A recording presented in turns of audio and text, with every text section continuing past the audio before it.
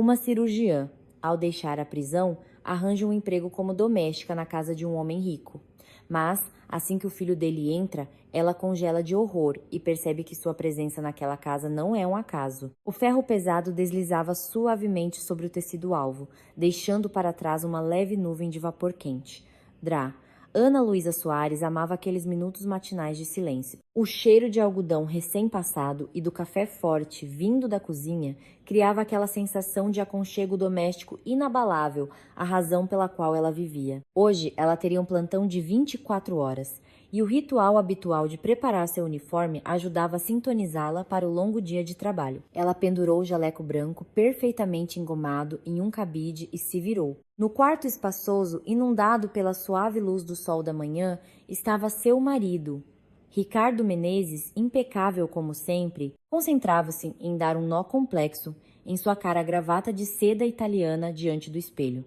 Aos 46 anos, ele estava magnífico. Têmporas graciosamente grisalhas, postura ereta, o olhar confiante de um homem ambicioso. Ana Luísa aproximou-se, pousou as mãos nos ombros dele e olhou para o reflexo dos dois. Pareciam o casal perfeito.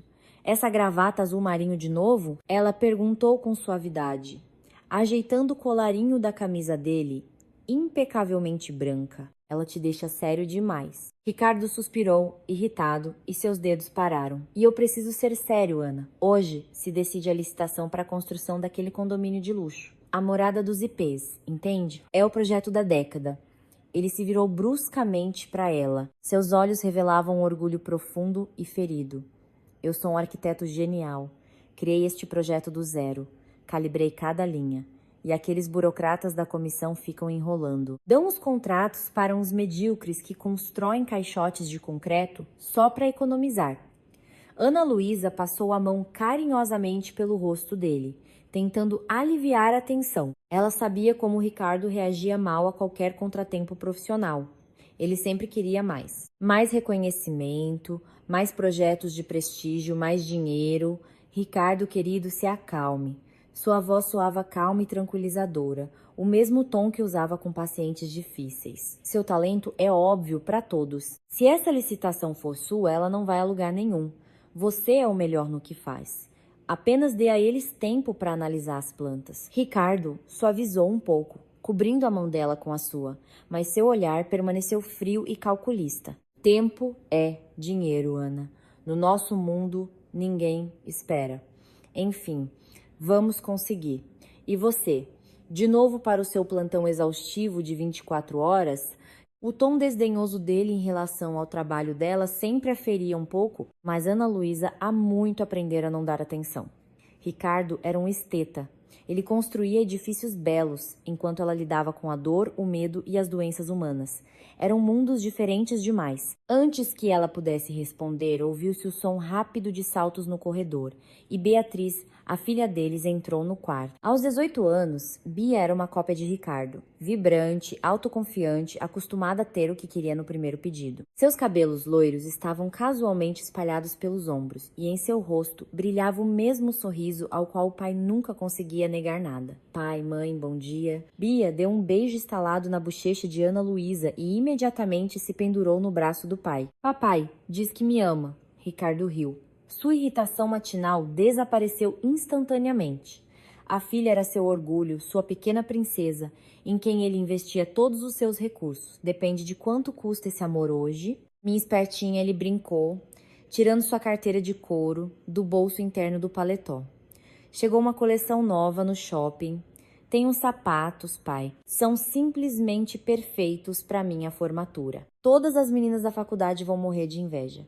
Só me falta um pouquinho. Ana Luísa franziu a testa. Bia, nós não combinamos que você controlaria seu orçamento? Este mês você já comprou 2 bolsas. Talvez seja a hora de aprender a planejar seus gastos? A jovem fez um bico e olhou para o pai com um olhar suplicante. Ricardo sorriu com indulgência e estendeu à filha algumas notas de R$ 100. Ana, não seja chata. A menina precisa estar bem vestida. Ela é filha do principal arquiteto da cidade, não de um gari. Deixa comprar. Vá, Biazinha, e estude direitinho. Bia soltou um gritinho de alegria, pegou o dinheiro e correu para o corredor, batendo a porta de entrada. Ana Luísa suspirou pesadamente, olhando para o marido. Você, está mimando? Ricardo, ela não tem a menor noção do valor do dinheiro. Deixa disso, Ana. Ele olhou para o relógio e pegou as chaves do carro na mesinha. Eu ganho o suficiente para que minha família não precise de nada. Tenha um bom plantão, tente chegar mais cedo amanhã. Eu quero um jantar decente. Ele saiu, deixando para trás um rastro de perfume caro. Ana Luísa foi até a janela. Viu Ricardo entrar em seu carro reluzente e sair suavemente da garagem. Uma sensação calorosa e tranquila se espalhou por dentro dela. Ela tinha um marido maravilhoso que cuidava da família. Uma filha linda e adulta. Sua retaguarda era segura. Ela respirou fundo, pegou sua bolsa com o jaleco branco e partiu para onde era verdadeiramente indispensável. O hospital recebeu Ana Luísa com sua atmosfera familiar, quase caseira. O cheiro específico de desinfetante, medicamentos e lençóis limpos tinha um efeito calmante sobre ela. Assim que cruzava a porta do setor, a esposa dócil e compreensiva desaparecia. Pelos corredores caminhava a Drá, Ana Luísa Soares, chefe do departamento de cirurgia, uma médica com pulso de ferro e reputação impecável. Ela andava rápido, mas sem pressa. As enfermeiras a cumprimentavam com respeito. Os jovens residentes se calavam e se endireitavam. Na visita matinal, ela era rigorosa, fazia perguntas diretas, verificava os prontuários, examinava pessoalmente as suturas, não tolerava negligência, nem mesmo nos menores detalhes. No quarto 4, perto da janela, estava Dona Maria, uma senhora idosa a quem Ana Luísa havia realizado uma cirurgia intestinal complexa 3 dias antes. A velhinha estava fraca. Seu rosto parecia quase transparente contra o travesseiro branco, mas seus olhos brilhavam de vida. Ana Luísa aproximou-se da cama, pegou o pulso fino da paciente com o gesto habitual, procurando a pulsação. — Como estamos hoje, Dona Maria? — Teve febre durante a noite? Perguntou ela com uma voz firme, mas calorosa. A velhinha sorriu fracamente e inesperadamente segurou a mão de Ana Luísa, pressionando os dedos secos e calejados dela contra seus lábios. — Obrigada, minha filha. Rezei tanto a Deus por você. Se não fosse por você, eu não veria mais meus netos. Ana Luísa, gentil mas firmemente, soltou sua mão. Ela não gostava de sentimentalismo excessivo no trabalho. Atrapalhava o raciocínio claro. É cedo para me agradecer. Sua tarefa agora é se recuperar e obedecer às enfermeiras. Se começar a fazer birra com a comida, não lhe darei alta tão cedo. Combinado? A velhinha assentiu rapidamente, enxugando uma lágrima com a ponta do lençol. Quando Ana Luísa saiu para o corredor, fazendo uma anotação no prontuário, foi alcançada pelo Dr. Pedro, um cirurgião idoso e corpulento que trabalhava naquele departamento há mais de 40 anos. Ele se apoiava pesadamente numa bengala, mas sua autoridade era inquestionável. — Estava observando você agora, Drá. Ana Luísa. Ele sorriu de bom humor, com os olhos semicerrados sob as sobrancelhas espessas. Sabe, na nossa profissão é fácil se tornar cínico, criar uma armadura para que a dor alheia não nos atinja. Mas você mantém um equilíbrio incrível. É rigorosa como uma promotora, mas os pacientes rezam por você. Você não tem mãos, Aninha, tem asas de anjo. Cuide bem delas. Ana Luísa sorriu, sem graça, fechando o prontuário. Não diga isso, Dr. Pedro, é apenas o trabalho. O importante é fazê-lo com honestidade. O plantão seguia seu curso. As cirurgias agendadas correram bem. A burocracia foi finalizada no início da noite. Ana Luísa estava sentada na sala dos médicos preenchendo relatórios. Quando escureceu lá fora, a cidade mergulhou em uma névoa fria e noturna. O silêncio do departamento era quebrado apenas pelo zumbido constante do refrigerador de medicamentos. Parecia que seria uma noite tranquila. De repente, o som agudo e rasgado das sirenes de uma ambulância cortou o ar. O som cresça, preenchendo todo o espaço do pronto-socorro, ecoando nas paredes de azulejo. Ana Luísa levantou a cabeça da mesa instantaneamente. Ela conhecia aquele som de cor. Chamada de emergência, múltiplos traumas. Ela saiu para o corredor em passos rápidos. As portas do pronto-socorro se abriram com tanta força que bateram nos limitadores. O ar frio da rua e o caos invadiram o local. Os maqueiros empurravam uma maca.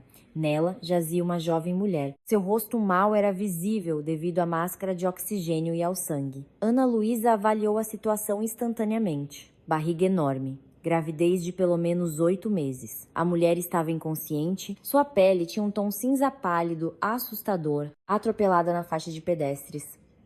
O impacto foi no lado direito, pressão caindo, pulso filiforme. Suspeita de ruptura do baço e hemorragia interna, O médico da ambulância recitava rapidamente enquanto a maca era levada para o elevador. Ana Luísa já caminhava ao lado, colocando as luvas. Para a primeira sala de cirurgia, chamem os anestesistas e um obstetra. Urgente! Nesse momento, as portas de vidro do pronto-socorro se abriram novamente. 2 policiais traziam, ou melhor, arrastavam um jovem. Ele usava uma jaqueta cara e rasgada, o rosto sujo de sangue de um nariz quebrado, mas resistia com uma força surpreendente para alguém ferido. Um cheiro forte e pesado de álcool de luxo imediatamente sobrepôs o odor hospitalar de antissépticos. "Me soltem!" gritava o rapaz, tentando se livrar dos policiais. Seus movimentos eram bruscos, o olhar desfocado e selvagem. "Vocês sabem quem é o meu pai? Eu vou demitir todos vocês. Amanhã vocês vão estar no olho da rua.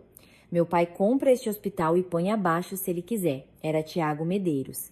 Ele tinha 21 anos e toda a sua vida consistia em permissividade e na certeza da própria impunidade. Agora, essa impunidade cheirava a conhaque e sangue alheio. Ana Luísa parou por um segundo, avaliando o segundo paciente. Seu olhar profissional avaliou sua condição instantaneamente.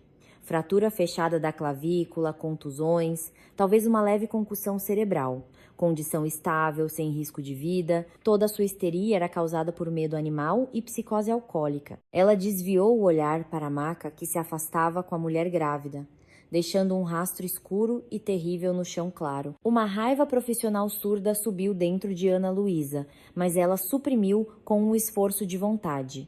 Agora não era hora para emoções. Ela era uma médica. "Doutor Almeida", ela chamou rispidamente o jovem traumatologista que saiu correndo da sala dos médicos. "Leve este agitador para a segunda sala de exame, imobilize-o, faça um raio-x da clavícula e colete sangue para teste de alcoolemia.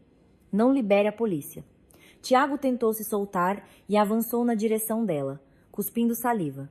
"Ei, você de branco, vem aqui agora. Meu ombro tá doendo." "Eu mandei." Ana Luísa nem sequer virou a cabeça em sua direção. Suas costas permaneceram retas.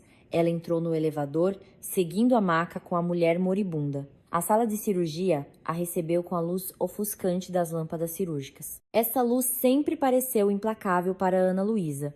Ela expunha cada erro, não deixando margem para fraqueza. "Prontos?"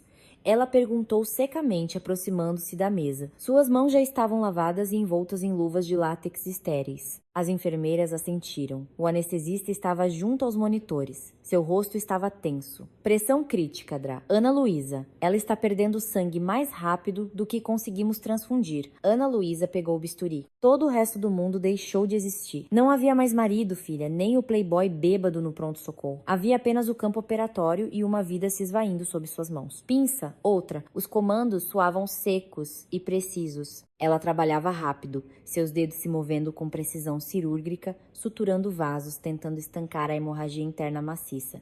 Os ferimentos eram monstruosos. O impacto do carro causara danos internos gravíssimos. Passou 1 hora, depois a segunda. A terceira. O ar na sala de cirurgia ficou denso. O suor escorria pela testa de Ana Luísa. A enfermeira mal conseguia enxugar. Lu com uma gaze. Os músculos de suas costas estavam rígidos, mas ela não tinha o direito de parar. Os obstetras terminaram. "Não conseguimos salvar o bebê", disse o anestesista com a voz abafada. Ana Luísa cerrou os dentes com tanta força que suas mandíbulas doeram. Uma vida já se fora. Ela tinha que salvar pelo menos a mãe. "Sangue, mais uma bolsa", ela ordenou, aplicando outra sutura no tecido lacerado. "Não vamos entregá-la." "Vamos, garota, aguente firme." Mas a natureza foi mais forte que a habilidade médica. A enorme perda de sangue e o choque hipovolêmico fizeram seu trabalho. De repente, o bip do monitor cardíaco, até então rítmico e rápido, falhou. Um som longo, contínuo e ensurdecedor soou. Um som que gela o sangue de qualquer cirurgião. A linha na tela tornou-se absolutamente reta. Parada cardíaca. Ana Luísa deu um passo para trás instantaneamente. "Desfibrilador. Carga de 200, ordenou o anestesista. O corpo da mulher na mesa convulsionou com o choque. Linha reta. De novo, 300. Outro baque surdo e novamente o bip monótono e implacável do monitor. Ana Luísa ficou imóvel. Suas mãos tremiam levemente. Ela olhava para o rosto pálido e afilado da jovem mulher que naquela manhã talvez também tivesse tomado seu café e acariciado a barriga, fazendo planos para o dia seguinte. O dia seguinte dela não existiria mais, por causa de um garoto bêbado que quis acelerar. Hora do óbito. 3h15 da manhã, disse o anestesista em voz baixa, olhando para o relógio na parede. Fizemos tudo o que podíamos, Drá. Ana Luísa. Os ferimentos eram incompatíveis com a vida. O silêncio na sala de cirurgia tornou-se pesado, opressivo. Só se ouvia o zumbido das lâmpadas e aquele som constante do alto-falante. Ana Luísa lentamente, como se cada movimento lhe custasse um esforço enorme, tirou as luvas sujas de sangue e as jogou em uma cuba de metal.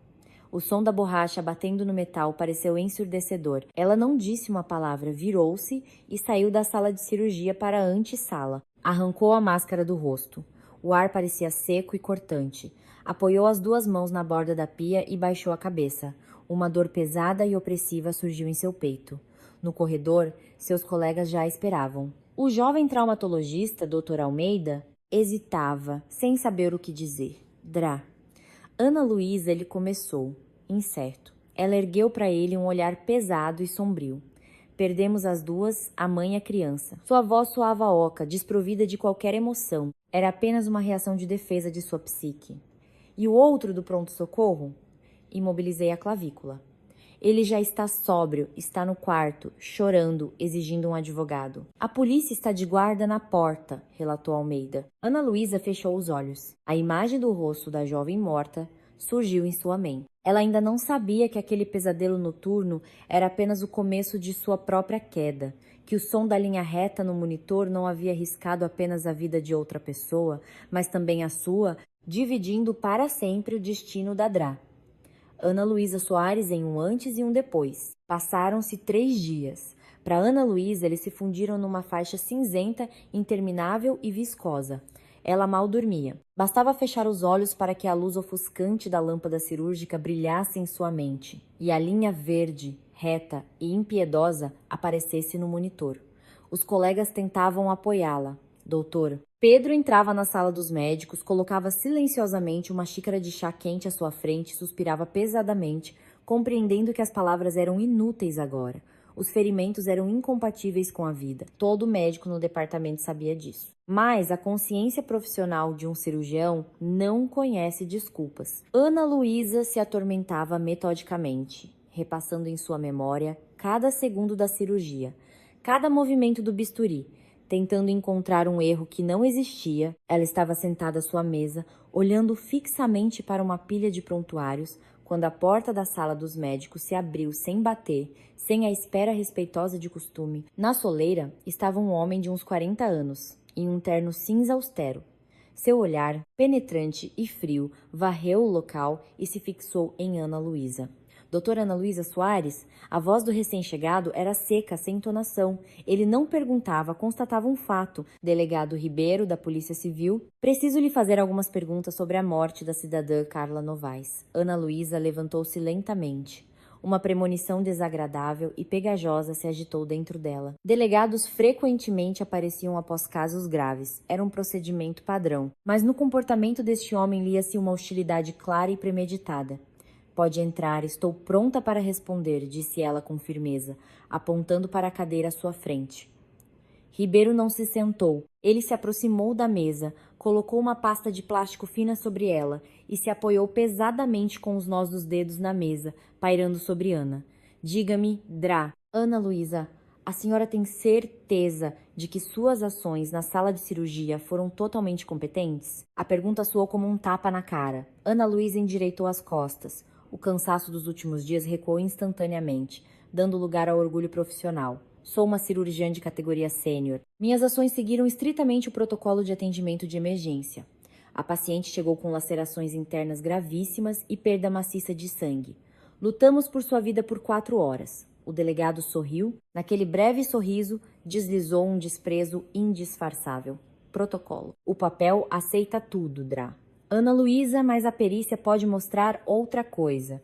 Temos razões para acreditar que a causa do óbito foram suas decisões tardias. Dose de coagulantes calculada incorretamente, avaliação errada da gravidade do estado da paciente. O que o senhor está dizendo? Ana Luísa deu um passo em direção à mesa. Sua voz tornou-se dura.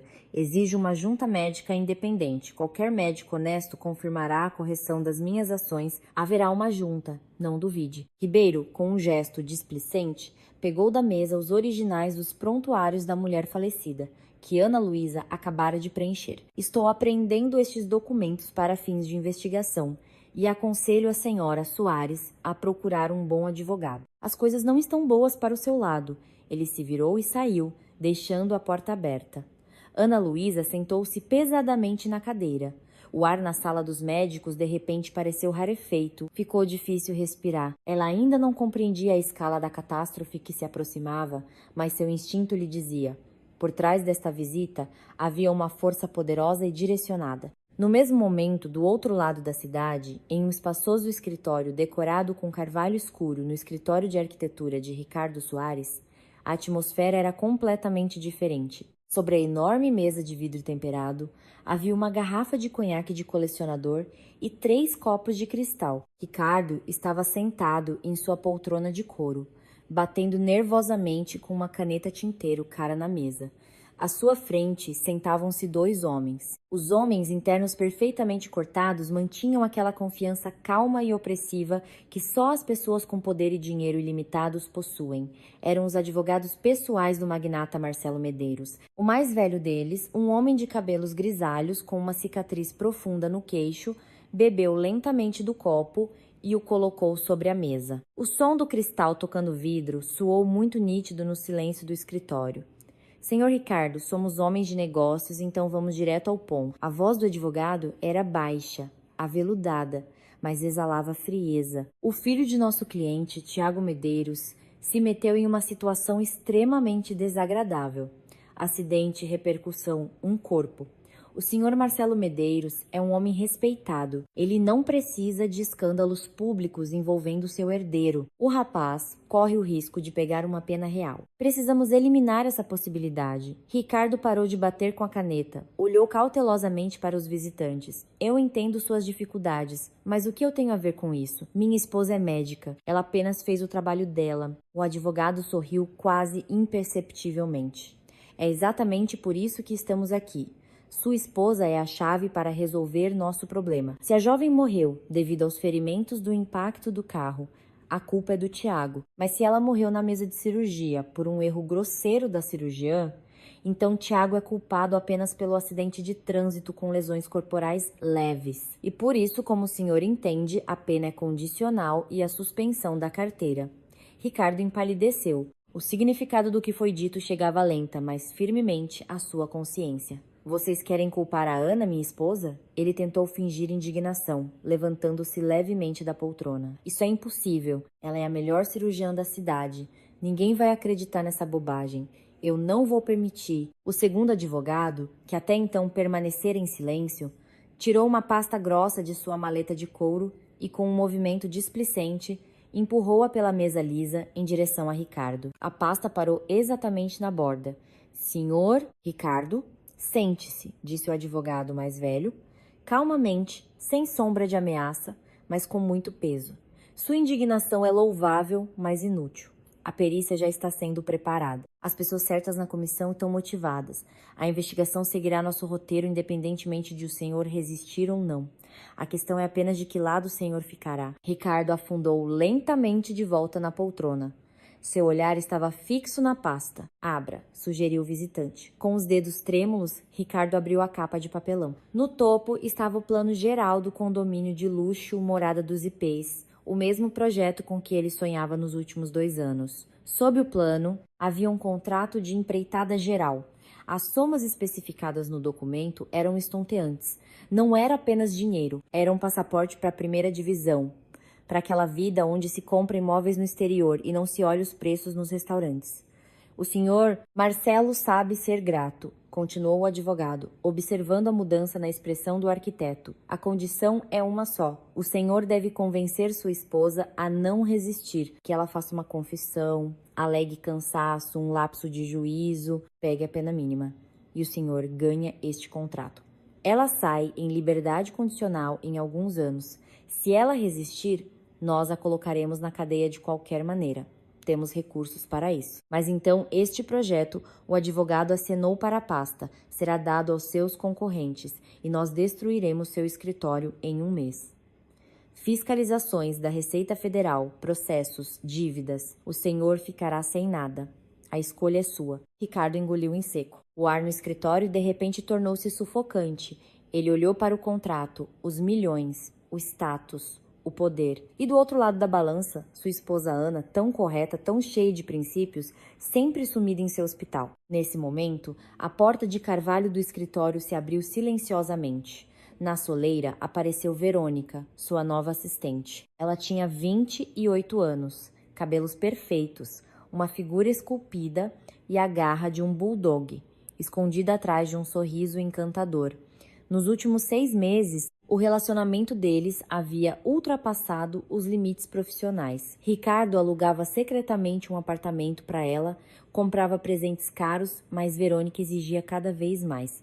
Ela queria um status legal. Com licença, senhor Ricardo. Verônica sorriu languidamente, olhando diretamente nos olhos dele. Trouxe o café. Deixo aqui ou volto mais tarde. Seu olhar era promissor. Profundo. Ela era fresca, jovem e não cheirava a desinfetante de hospital. Ricardo olhou para Verônica, depois desviou o olhar para a pasta com um contrato milionário. Em sua cabeça, um quebra-cabeça frio e cínico se montou instantaneamente. Se Ana fosse para a cadeia, isso resolveria todos os seus problemas de uma vez. Ele não teria que dividir os bens em um divórcio escandaloso. Ele permaneceria como o marido nobre cuja esposa cometeu um crime.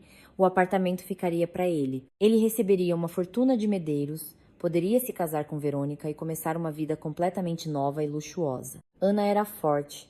Ela aguentaria. E ele? Ele tinha que pensar em seu futuro. Volte mais tarde, Verônica, disse ele secamente. Esperou a porta se fechar e ergueu os olhos para os advogados. Em seu olhar não havia mais um pingo de dúvida, apenas um cálculo comercial. Onde eu assino? Perguntou Ricardo, puxando a pasta para si. O advogado sorriu satisfeito e serviu mais conhaque. O pacto com o diabo estava selado. O julgamento ocorreu no final de agosto. No antigo prédio do fórum, o calor era insuportável. As pesadas cortinas de veludo nas janelas não deixavam o ar passar. Os bancos de madeira rangiam lamentavelmente sob o peso dos poucos espectadores. No ar, pairava um cheiro persistente de papel velho, poeira de madeira e medo humano. Ana Luísa estava sentada atrás da barreira de madeira, no banco dos réus. Durante os meses de investigação, ela havia mudado muito. Seu rosto emagrecera, as maçãs do rosto se acentuaram e olheiras profundas e escuras se formaram sob seus olhos. Mas ela mantinha as costas niestecinas e retas. Suas mãos repousavam calmamente nos joelhos. Ela não chorava nem entrava em pânico. O orgulho e a dignidade interior não a permitiam desmoronar em público. Tudo o que estava acontecendo parecia um espetáculo barato e mal dirigido. O promotor, com uma voz monótona e entediada, lia os resultados da perícia médica. Os mesmos resultados que fariam os cabelos de qualquer médico honesto se arrepiarem. A junta concluiu que a morte da vítima, Ciara Novaes, ocorreu como resultado de insuficiência cardíaca aguda, causada por uma dosagem incorretamente calculada de medicamentos hemostáticos e intervenção cirúrgica tardia. A cirurgiã Soares, violando grosseiramente o protocolo. Ana Luísa ouvia aquela besteira e não acreditava em seus ouvidos. Eles reescreveram tudo. Alteraram o tempo de administração dos medicamentos, falsificaram as assinaturas do anestesista. Ela virou a cabeça e olhou para seu advogado, um jurista renomado contratado por Ricardo, que a convenceu de que era o melhor especialista da cidade. O advogado estava sentado, examinando entediadamente suas unhas bem cuidadas. Durante todo o processo, ele não fez uma única pergunta incômoda às testemunhas, não apresentou um único pedido de nova perícia, ele apenas estava presente. Meritíssima! Ana Luísa não aguentou. Sua voz falhou, cortando o silêncio abafado da sala. Isso é mentira! O prontuário indica medicamentos que nem sequer usamos naquele dia. Solicitem o registro de controle da farmácia do hospital. A juíza, uma mulher corpulenta de toga preta, nem sequer ergueu os olhos dos papéis. Ré, a senhora não tem a palavra. Advogado, acalme sua cliente, ou terei que remover. lá da sala. O advogado tocou o braço de Ana Luísa com displicência. Fique quieta, Drá. Ana Luísa, a senhora só está piorando as coisas. Ele sibilou entre os dentes. Ana Luísa percorreu a sala com o olhar. Na primeira fila estava Ricardo. Ele usava seu melhor terno, com os cabelos perfeitamente penteados. Ao lado dele, agarrada ao seu braço, estava Bia. A filha chorava sem parar. Seus ombros tremiam. Ela olhava para a mãe com olhos enormes e assustados, nos quais não se lia compaixão, mas incompreensão e vergonha. A sentença será proferida. A voz da juíza ficou mais alta, fazendo com que todos os presentes se levantassem. As palavras soavam pesadas, tirando as últimas forças de Ana Luísa. Em nome da lei, considerando a negligência que resultou em morte e a gravidade do ocorrido. Este tribunal condena a ré Ana Luísa Soares a 3 anos de reclusão, a serem cumpridos em regime semiaberto, com a suspensão do direito de exercer a medicina por um período de 5 anos. Um silêncio pesado e opressivo pairou na sala. 3 anos. Uma pena real por algo que ela não cometeu. Ana Luísa exalou lentamente. Seu olhar se voltou para a primeira fila, para Ricardo. Ela procurava em seus olhos apoio, choque, fúria. Esperava que ele gritasse, que se jogasse contra a barreira, que dissesse: vamos apelar, vamos até o Supremo Tribunal Federal. Afinal, ele era seu marido, seu apoio, o homem com quem ela dividiu o pão e a cama por 20 anos. Ricardo se levantou, olhou para Ana Luísa. Em seus olhos não havia dor nem compaixão. Havia apenas cálculo frio e um distanciamento enojado. Ele passou a mão suavemente pela lapela de seu paletó caro, sacudindo um cisco invisível. Em seguida, virou-se para a filha, que chorava, e a segurou firmemente pelos ombros. Pai, papai, como assim? Vão prender a mamãe? Sussurrou Bia, tentando dar um passo em direção à barreira. Ricardo a segurou firmemente no lugar. Sua voz soou anormalmente alta na sala silenciosa. Ele falava para que não apenas a filha ouvisse, mas também a juíza, os guardas e a própria Ana. Vamos, minha filha, não precisamos de criminosos na família. Essas palavras atingiram Ana Luísa com mais força do que uma dor física. Tudo dentro dela se contorceu de dor e desespero insuportáveis. O ar finalmente abandonou seus pulmões. Não era apenas a sentença do tribunal, era a sentença de toda a sua vida passada. Ricardo se virou e, empurrando suavemente a chorosa Bia em direção à saída, começou a caminhar pelo corredor. Ele nem sequer olhou para trás. A filha resistia. Olhava por cima do ombro. Seu rosto estava coberto de lágrimas, mas a mão autoritária do pai a levava cada vez mais longe, para além do mundo, onde sua mãe agora permanecia. As pesadas portas de carvalho do tribunal se fecharam atrás dele, separando Ana Luísa de sua família para sempre. Um guarda se aproximou da barreira, um jovem indiferente de uniforme. Mãos, ele ordenou secamente. Ana Luísa estendeu lentamente os pulsos para a frente. Os mesmos pulsos que salvaram inúmeras vidas. O metal frio das algemas apertou sua pele com força. Ouviu-se um clique metálico e seco. Aquele som colocou o ponto final. Adra. Ana Luísa Soares, cirurgiã genial e mãe amorosa, deixara de existir. Restava apenas a condenada, que teria que trilhar seu caminho até o fundo do poço. Os pesados portões de ferro da colônia penal se fecharam atrás dela com um rangido. O som do metal batendo marcou o fim de um pesadelo de 3 anos. Ana Luísa parou, inalando o ar frio e úmido da liberdade. Era final de outubro. Um vento cortante varria as folhas secas pelo asfalto cinzento, penetrando no tecido fino do casaco barato que recebera ao ser libertada. O casaco era 2 números maior. Suas abas balançavam ridiculamente em sua figura emagrecida. Aos 46 anos, ela parecia diferente das fotos de sua vida passada. O contorno de seu rosto se afinara. Um cansaço profundo se instalara em seus olhos e em seus cabelos escuros e espessos. Uma larga mecha branca agora se destacava claramente. Ana Luísa enfiou a mão no bolso, sentindo o fino papel. O alvará de soltura. Era a única coisa que lhe restava. Sem dinheiro, sem pertences, sem status. Ela viajou para sua casa fazendo baldeações, economizando os trocados que recebera para a passagem.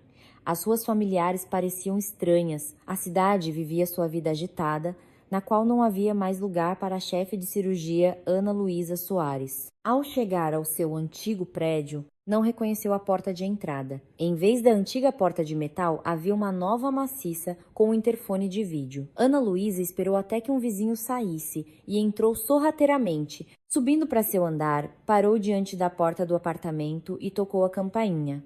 Uma jovem com um bebê no colo abriu a porta. Ao fundo do corredor, via-se uma reforma cara e recente. Cheirava baunilha e leite morno. Pois não? A senhora procura alguém? A mulher olhou desconfiada para a estranha visitante de casaco largo. Eu moro aqui. Ou melhor, morava. Por favor, chame o Ricardo Menezes. A voz de Ana Luísa tremeu traiçoeiramente. A mulher franziu a testa e apertou o bebê com mais força contra si. Que Ricardo Menezes? Compramos este apartamento há 2 anos. O antigo proprietário, um arquiteto, vendeu-o para nós e se mudou para uma casa no campo com sua nova esposa. Vendeu. Ela não entendeu imediatamente o significado das palavras, mas eu tenho registro nesse endereço. Ele removeu o registro de todos por via judicial antes da venda. Senhora, por favor, vá embora, ou eu chamo a polícia. Não quero problemas. Ela fechou a porta e o som da fechadura pesada ecoou. Ana Luísa ficou parada no patamar da escada. Ricardo havia calculado tudo. Enquanto ela salvava vidas no ambulatório da prisão, ele a apagara completamente de sua vida.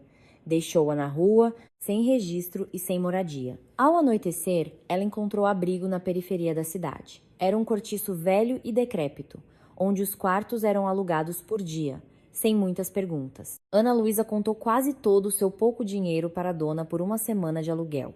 Entrou no quarto. O cheiro de roupa suja, repolho azedo e fumaça de cigarro impregnada atingiu seu nariz. Papel de parede amarelado, descolando nos cantos, uma cama de molas com a rede flácida e uma lâmpada fraca sem abajur no teto. Ela colocou sua sacola de lona em uma cadeira bamba. Nesse momento, a porta se abriu sem bater. Na soleira estava um homem corpulento com uma camiseta suja. Seu rosto estava inchado pelo alcoolismo constante. E em seus olhos lia-se uma agressividade turva. Então, vizinha nova. Ele entrou no quarto, respirando pesadamente um hálito de cachaça. Aqui, nós temos regras. Para se instalar, tem que pagar uma rodada ou dar a sua parte. Ele estendeu uma mão suja em direção à sua sacola. Ana Luísa não recuou um passo. Não gritou, não pediu ajuda. 3 anos, em uma penitenciária feminina, haviam queimado nela qualquer medo de pessoas como ele. Seu olhar, até então cansado e abatido, de repente se tornou pesado e inflexível. Ela ergueu lentamente os olhos para o vizinho. Tire a mão. Sua voz soou baixa, mas naquele silêncio gelado havia mais ameaça do que em qualquer grito. O homem zombou, mas parou a mão. Marrenta, hein? Você não entendeu onde se meteu. Ana Luísa deu um passo quase imperceptível para frente. Você é que não entendeu. Ela sussurrou com a mesma voz calma e sem emoção. Se chegar mais perto, eu conheço os pontos de pressão bem o suficiente para que você não consiga mais mexer essa mão de dor. Entendeu? Ela olhava diretamente através dele. O homem engasgou. Nos olhos daquela mulher magra e de cabelos brancos havia algo tão duro e convincente que o instinto animal de autopreservação o fez recuar. Ele engoliu em seco, murmurou um palavrão ininteligível e, virando-se, saiu apressadamente, fechando a porta com força atrás de si. Ana Luísa ficou sozinha, sentou-se na cama dura e ficou olhando para a parede. A vida no fundo do poço havia começado. Encontrar trabalho com um diploma cassado e um alvará de soltura por um artigo grave provou ser uma tarefa impossível. As pessoas a evitavam em lojas, armazéns e oficinas de costura. No final da 2ª semana, quando o dinheiro acabou completamente, Ana Luísa conseguiu um emprego informal como faxineira em um posto de saúde de bairro. Pagavam uma miséria em um envelope, uma vez por semana, mas isso lhe dava chance de não morrer de fome. Ela vestiu um uniforme azul sem forma, amarrou um lenço na cabeça, puxando-o para baixo na testa para que nenhum ex-colega ou paciente a reconhecesse na mulher com o esfregão. Era o turno da manhã. O corredor do posto de saúde estava lotado. Crianças choravam, idosos reclamavam. O cheiro de água sanitária se misturava com o de lã molhada das roupas. Ana Luísa, metodicamente, movimento por movimento, limpava o linóleo cinza, tentando não olhar para ninguém. De repente, a 5 metros dela, ouviu-se um baque surdo e um grito agudo de mulher. Ana Luísa levantou a cabeça bruscamente. No chão, um menino de uns 5 anos se contorcia em convulsões. Seu corpo se arqueava, os olhos reviravam, os lábios estavam muito azuis. A mãe se arrastava de joelhos, chorando e sacudindo a criança pelos ombros. A porta do consultório mais próximo se abriu. Um médico jovem e bem arrumado, de jaleco recém-passado, saiu correndo. Olhou para a criança convulsionando, empalideceu e congelou. O estupor paralisou seus movimentos. Ele deixou cair a caneta e ficou parado, sem saber o que fazer. O esfregão caiu no chão com um estrondo. Ana Luísa correu em direção à criança, empurrando a multidão paralisada. Afastem-se todos, deem espaço. A voz de Ana Luísa soou ríspida e autoritária. Ela caiu de joelhos ao lado do menino e instantaneamente, de forma firme mas cuidadosa, virou-o de lado, fixando sua cabeça para que a língua não bloqueasse as vias aéreas e a saliva pudesse escorrer livremente. Seus dedos rapidamente desabotoaram o colarinho apertado do suéter da criança. Não toque nele, você é só a faxineira, gritou a mãe histericamente, tentando afastar Ana Luísa. Tire as mãos! Ana Luísa ergueu os olhos para o jovem médico pálido. O que está esperando aí? Ele está em estado de mal epiléptico. Diazepam. 1 miligrama intravenoso. Rápido, chame uma ambulância para cá. O tom autoritário, que não admitia objeções, o tom de uma chefe de departamento, surtiu efeito. O jovem médico estremeceu, como se despertasse, virou-se e correu para a sala de procedimentos. Ana Luísa continuou a segurar a criança, controlando seu pulso. As convulsões começaram a diminuir. O corpo amoleceu, a respiração tornou-se rouca, mas regular. A enfermeira, que veio correndo, administrou rapidamente o medicamento. A criança relaxou completamente. A mãe chorava, cobrindo o rosto com as mãos. Nesse momento, a multidão se abriu. Pelo corredor, a passos rápidos, vinha a diretora do posto de saúde, uma mulher corpulenta e autoritária, de taier sob o jaleco branco. O que está acontecendo aqui? Por que o chão está sujo?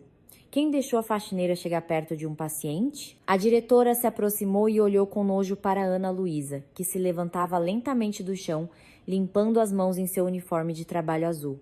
Quem é você? De onde conhece as dosagens? A chefe perguntou, semicerrando os olhos. Ana Luísa permaneceu em silêncio. Nome, sobrenome, exigiu a diretora, virando-se para a enfermeira-chefe. Peguem os documentos dela no RH. 10 minutos depois, Ana Luísa estava no escritório da diretora. Sobre a mesa estava uma cópia de seu alvará de soltura.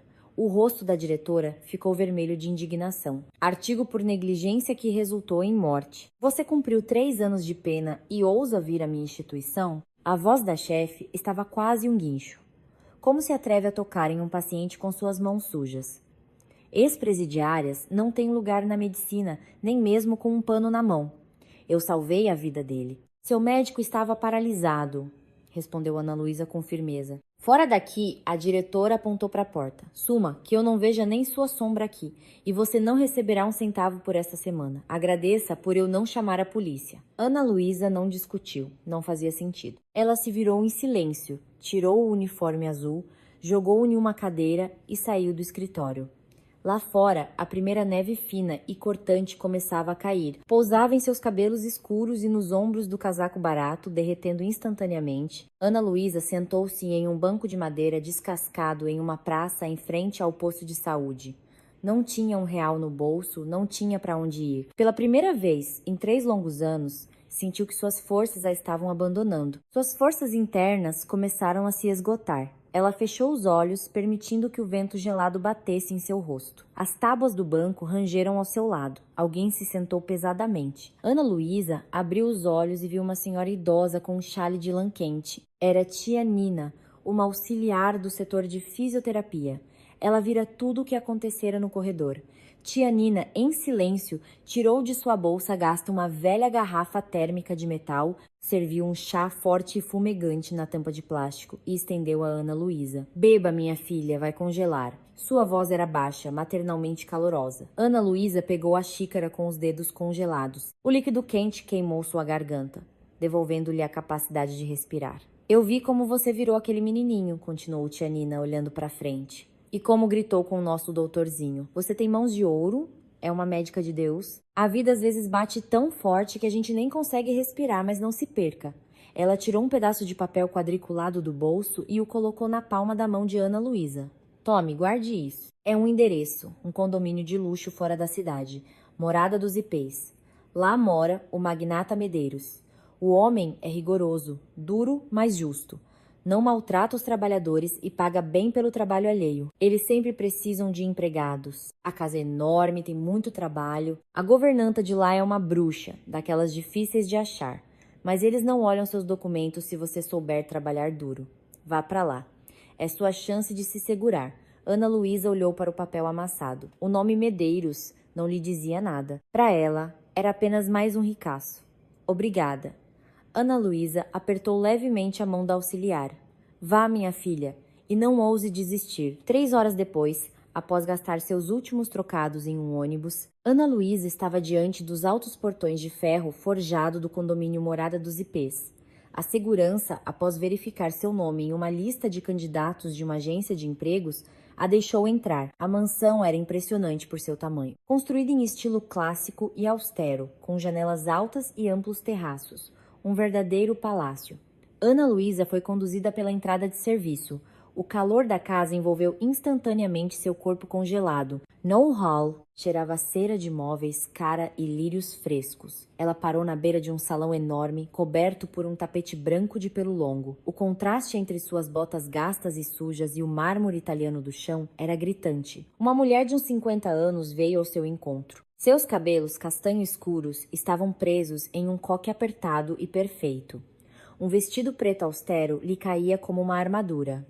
Os lábios estavam comprimidos em uma linha fina e descontente. Era a governanta Cyrano Inês. Ela parou a 2 passos de Ana Luísa e lentamente, com um nojo evidente, a examinou da cabeça aos pés. O olhar da governanta era pesado e desdenhoso. Da agência, ela sibilou. Parece uma mendiga. Tem antecedentes criminais? Ela ergueu os olhos. Tenho. Será... Inês torceu o nariz com nojo. Eu sabia. Mandam qualquer ralé. Enfim. Você vai trabalhar do amanhecer ao anoitecer, trabalho pesado, lavar chão, limpar lareiras, lavar cortinas pesadas. Pago pouco, mas dou comida. Se roubar uma migalha, eu te entrego para a polícia. A regra é uma só. Olhos no chão, não fale com os patrões. Você não existe aqui, você é uma sombra. Entendido? Entendido, respondeu Ana Luísa com firmeza. Sá. Inês Seme cerrou os olhos. Não gostou daquela calma, não gostou do olhar direto daquela mulher. Escravos não olham assim. A governanta deu um passo para o lado. Perto de uma coluna de mármore havia um enorme vaso de cerâmica com uma palmeira exuberante. Será Inês, olhando diretamente nos olhos de Ana Luísa, acidentalmente esbarrou no vaso com o cotovelo. O vaso balançou. Pedaços de terra preta e úmida caíram com um baque surdo no tapete branco imaculado, deixando manchas gordurosas e sujas. Será? Inês sorriu com um canto da boca. Seu lugar é no rodapé. Criminosa. Limpe isso, ela disse. E, com passos firmes em seus sapatos de verniz, afastou-se para o interior da casa. Ana Luísa ficou sozinha no hall vazio e ecoante. Olhou para a terra espalhada, depois para suas mãos. As mãos de uma cirurgiã que salvaram centenas de vidas. Seu rosto permaneceu impenetrável. Ela foi silenciosamente até a despensa, encontrou uma pá e uma escova. Ajoelhou-se diante do tapete branco e começou a recolher metodicamente a sujeira. A vida forçara a se curvar, mas por dentro, sob aquele casaco barato, sua força interior não desaparecera. Ela sobreviveria aqui também. A primeira semana de trabalho na mansão da Morada dos Ipês se transformou para Ana Luísa em uma sucessão interminável de trabalho físico. Ela lavava as enormes janelas panorâmicas, polia os pisos de carvalho até obter um brilho espelhado, limpava os tapetes pesados e polia as grades das lareiras. A governanta Cirá, Inês, não lhe dava um minuto de descanso, como se tivesse o objetivo de quebrar aquela mulher estranha, excessivamente silenciosa e inoportunamente orgulhosa com antecedentes criminais. Ana Luísa não reclamava. O trabalho monótono e exaustivo a salvava de seus pensamentos. Quando o corpo dói de cansaço, O cérebro se recusa a reviver as imagens do passado. Na sexta-feira à noite, Serou Inês a chamou secamente para seu pequeno escritório perto da cozinha. A governanta estava sentada à mesa com uma expressão de nojo, contando notas de dinheiro, seu adiantamento. Ela jogou displicentemente algumas notas na beira da mesa, menos que os outros. Você está em período de experiência e, com seu passado, você entende. Agradeça por ainda a mantermos aqui. Ana Luísa pegou o dinheiro em silêncio. As notas eram finas, gastas. Era uma ninharia para os padrões daquela casa luxuosa. Mas para ela significavam a possibilidade de fazer o que era seu dever. No dia seguinte, conseguindo uma rara folga de meio-dia, Ana Luísa deixou os limites do condomínio de luxo. Pegou um ônibus velho até o centro da cidade mais próxima e encontrou uma agência dos Correios. Lá dentro, o tempo parecia ter parado. O local tinha aquele cheiro denso, familiar desde a infância, de lacre derretido, papel velho, cola e tinta de carimbo. As pessoas formavam uma pequena fila, conversavam, preenchiam formulários.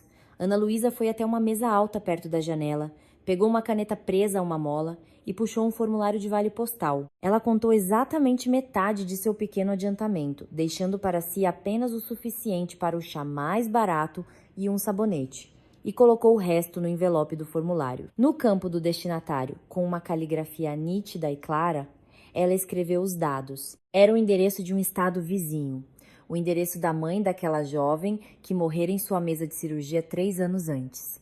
Ana Luísa descobriu o endereço durante a investigação. Ao ler os autos do processo forjado, ela entregou o dinheiro e o formulário no guichê. Uma mulher idosa de óculos carimbou o papel com indiferença. Posta restante sem remetente? Perguntou a atendente. Sem remetente, confirmou Ana Luísa em voz baixa. Ela pegou o recibo e saiu para a rua. O vento frio bateu em seu rosto, mas ela não se apressou em abotoar o colarinho. Ana Luísa caminhava pela rua cinzenta, apertando o fino recibo no bolso.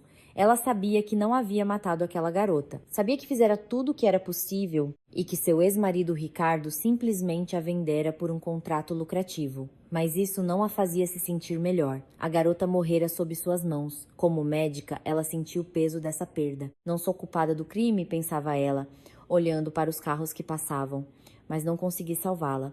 Então, eu devo pagar. Era sua dívida, sua cruz pessoal que ela carregaria enquanto vivesse. Aqueles envios, por menores que fossem, tornaram-se para ela uma forma de manter a conexão com sua consciência, uma forma de permanecer humana após a sujeira da prisão. Ao retornar à mansão, Ana Luísa foi imediatamente enviada para a cozinha. Era preciso ajudar a escolher legumes para um acompanhamento complexo.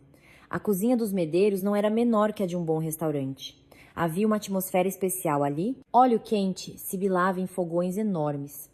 Exaustores potentes zumbiam. No ar pairava um aroma denso e picante de carne assada, alho e ervas frescas. A cozinheira, Dona Cida, uma mulher de uns 50 anos, com formas generosas e um rosto bondoso, mas vermelho pelo calor constante, manejava habilmente uma faca larga. Ao ver Ana Luísa entrar, Cida limpou imediatamente as mãos em seu avental branco. Aninha, chegou! Venha, sente-se à mesa, pegue as batatas. Cida apressadamente puxou um banquinho para ela. Olha, você está tão pálida, um frio, lá fora. E você com essa jaquetinha fina. Cida abriu o forno, tirou uma pequena assadeira e com uma pinça colocou uma empadinha quente e dourada em um prato. Tome, coma. Está magrinha demais. Dá até medo de olhar. Aquela bruxa da Inês vai te matar de fome. Coma enquanto ela não está aqui. Ana Luísa pegou a empadinha com gratidão. A massa queimava seus dedos. Nos últimos 3 anos, ninguém havia demonstrado por ela um cuidado tão simples e desinteressado. Obrigada, Cida. Ana Luísa deu uma mordida. O sabor da comida caseira a transportou por um instante para o tempo em que tinha sua própria casa. Ela engoliu rapidamente o nó que se formou em sua garganta. De nada, suspirou a cozinheira, voltando a cortar os legumes. Continue trabalhando. O principal é não arrumar briga com a governanta. Ela é uma mulher dura, mas o patrão confia nela. E como é o patrão? Ela perguntou com cautela, continuando a descascar as batatas. Até então, ela nunca tinha visto o magnata Medeiros. Cida largou a faca e apoiou as mãos na mesa, baixando a voz. O senhor Marcelo? Aquele homem é uma rocha. Rigoroso, duro, não dá moleza pra ninguém. Se alguém faz corpo mole, ele manda embora na hora, mas é justo, não maltrata por nada. Ele tem uma construtora, fábricas, dinheiro que não acaba mais. Mas de que adianta tanto dinheiro? Cida balançou a cabeça. Em seus olhos brilhou uma compaixão sincera. A esposa dele morreu de câncer há muito tempo. Ele a levou para o exterior, gastou milhões, mas não conseguiram salvá-la. Ficou só com a mãe e o filho. O filho, Tiago, é só desgosto. Um rapaz inútil, mimado ao extremo. Bebe, vive em baladas, nunca trabalhou um dia na vida. O senhor, Marcelo grita com ele, bloqueia os cartões. Mas não adianta. Virou um playboy, não conhece a vida. Cida baixou a voz para um sussurro, olhando para a porta. E o mais triste para o patrão é a mãe dele, Dona Zenaide. Era uma santa, uma mulher boa, mas há um ano um derrame atingiu. Paralisou o lado direito, mal consegue falar. Agora fica no quarto o dia todo. O patrão contratou os melhores médicos, 2 cuidadoras para ficarem com ela 24 horas por dia. Paga uma fortuna a elas, mas a cozinheira acenou com uma mão e voltou a pegar a faca. Ana Luísa ouvia atentamente, sem parar de descascar as batatas. O hábito de médica de coletar o histórico do paciente funcionou automaticamente. Derrame, perda de mobilidade, cuidadoras contratadas. O quadro era-lhe demasiado familiar. Perto da noite, Srei Inês interceptou Ana Luísa no corredor do 2º andar. Largue o balde, vá para a ala oeste, para o quarto da dona Zenaide, ordenou secamente a governanta. As cuidadoras estão reclamando que há poeira nas sancas. Limpe com um pano úmido, em silêncio, como um rato. A velha ficou agitada, geme o tempo todo, não deixa ninguém dormir. Faça o serviço e saia imediatamente. Ana Luísa assentiu. Pegou panos limpos e foi para a ala indicada. O quarto da mãe do magnata era impressionantemente luxuoso, mas era um luxo frio, hospitalar. As pesadas cortinas de veludo estavam bem fechadas, bloqueando a luz do dia. No ar, um cheiro pesado e abafado de medicamentos, velhice e falta de ventilação. No meio do quarto havia uma cama enorme com uma cabeceira entalhada. Nela, afundada em travesseiros, jazia uma mulher pequena e enrugada. Dona Zenaide tinha mais de 80 anos. Seu rosto parecia um pergaminho fino, os lábios estavam firmemente cerrados e de sua garganta saía um gemido contínuo e surdo. A velhinha se debatia no travesseiro, tanto quanto seu corpo paralisado permitia. As portas para a ampla varanda fechada estavam entreabertas. De lá vinham as vozes das 2 cuidadoras, jovens e bem cuidadas, de uniforme. Elas tomavam café e falavam alto ao telefone. Te digo, começou de novo. Geme e geme, não aguento mais. Reclamava uma delas, irritada com seu interlocutor. O patrão está viajando, então ela ficou insuportável. Demos a ela uma dose dupla de sonífero e injetamos um relaxante muscular. Daqui a pouco apaga, e a gente pode terminar de ver o filme em paz. Ana Luísa congelou perto da porta. Seu ouvido profissional captou instantaneamente as palavras-chave. Dose dupla de sonífero. Relaxante muscular. Ela olhou para a paciente. Aproximou-se da cama, esquecendo-se do pano de pó. O olhar de cirurgiã analisou sem erro a condição da senhora. O rosto de Dona Zenaide estava contorcido por um espasmo. Os músculos do lado esquerdo saudável do pescoço e do ombro estavam duros como pedra. Estavam anormalmente tensos, puxando a cabeça para o lado. Não era um capricho, era um espasmo muscular brutal. Uma reação paradoxal a medicamentos mal selecionados. O sonífero apenas deprimia o sistema nervoso, impedindo a velhinha de se queixar, mas a dor nos músculos contraídos não diminuía, fazendo-a gemer em seu torpor. As cuidadoras, sem querer investigar a causa, simplesmente a dopavam com pílulas. As cuidadoras na varanda riram alto de alguma piada no telefone. Não olhavam para o quarto. Ana Luísa deixou o pano de lado. Ela não era mais uma faxineira. Naquele momento, Ana Luísa Soares despertou. Ela se aproximou silenciosamente da cabeceira da cama, inclinando-se sobre a senhora. Aguente firme, minha querida. Já vai melhorar? Sussurrou Ana Luísa, quase inaudivelmente. Seus dedos, sensíveis e fortes, pousaram nos ombros de Dona Zenaide. Ana Luísa começou a apalpar com cuidado, mas com firmeza, os nós espasmódicos. Ela conhecia a anatomia do pescoço e das costas perfeitamente. Encontrando os pontos de dor, ela aplicou uma técnica de massagem profunda, pressionando cuidadosamente as áreas certas, liberando o bloqueio muscular, forçando o sangue a circular novamente nos tecidos comprimidos. A velhinha primeiro se encolheu com um toque incomum, mas as mãos de Ana Luísa eram tão seguras e quentes que ela se acalmou. Ana Luísa trabalhou metodicamente na região cervical, alongando lentamente os músculos contraídos, dispersando o ácido lático acumulado. Após 5 minutos, a tensão começou a diminuir. Os músculos tensos sob os dedos de Ana Luísa amoleceram. A respiração de Dona Zenaide se regularizou, o gemido cessou. Sua cabeça repousou tranquilamente no travesseiro. Ana Luísa se endireitou, lançando um olhar para a mesa de cabeceira. Havia um arsenal de medicamentos caros ali. Ela rapidamente, profissionalmente, examinou as cartelas, encontrou o medicamento certo, um relaxante muscular suave que melhorava a circulação cerebral, que as cuidadoras aparentemente ignoravam em favor de sedativos fortes. Ana Luísa silenciosamente moveu a embalagem certa para a frente da mesa, bem à vista, e empurrou as cartelas de sonífero para o canto mais distante. Nesse momento, Dona Zenaide abriu os olhos. Eram surpreendentemente claros, de um azul celeste. A dor se fora, dando lugar a uma paz há muito esperada. A velhinha não podia falar, mas sua mão esquerda saudável se ergueu lentamente do cobertor. Os dedos secos e frios cobriram a mão áspera e avermelhada de Ana Luísa, maltratada pelos produtos de limpeza. A velhinha apertou fracamente seu pulso. Obrigada. Anjo, sussurrou a mãe do magnata, quase inaudivelmente, apenas com o movimento dos lábios ressecados. Ana Luísa sentiu um nó quente subir a garganta. Ela acariciou suavemente a mão da senhora. Durma, tudo vai ficar bem. Da varanda, ouviu-se o ranger de uma cadeira sendo afastada. As cuidadoras estavam prestes a entrar no quarto. Ana Luísa recuou instantaneamente da cama. Pegou seu pano e começou a esfregar freneticamente a sanca de madeira. Quando a cuidadora entrou no quarto, viu apenas as costas curvadas da doméstica silenciosa em seu uniforme cinza e a paciente dormindo pacificamente. Ah, finalmente, apagou, resmungou a cuidadora, satisfeita. Ei, você, com o pano, termine logo e suma daqui. Não fique levantando poeira. Ana Luísa assentiu em silêncio, recolheu suas coisas e saiu para o corredor. Seu coração batia de forma regular e calma. Pela primeira vez em 3 anos, ela estava tratando alguém novamente. Ela era uma médica novamente. Já era tarde da noite. A mansão mergulhou no silêncio. O dono estava viajando. Os empregados se recolheram para seus quartos. Ana Luísa ficou no hall central.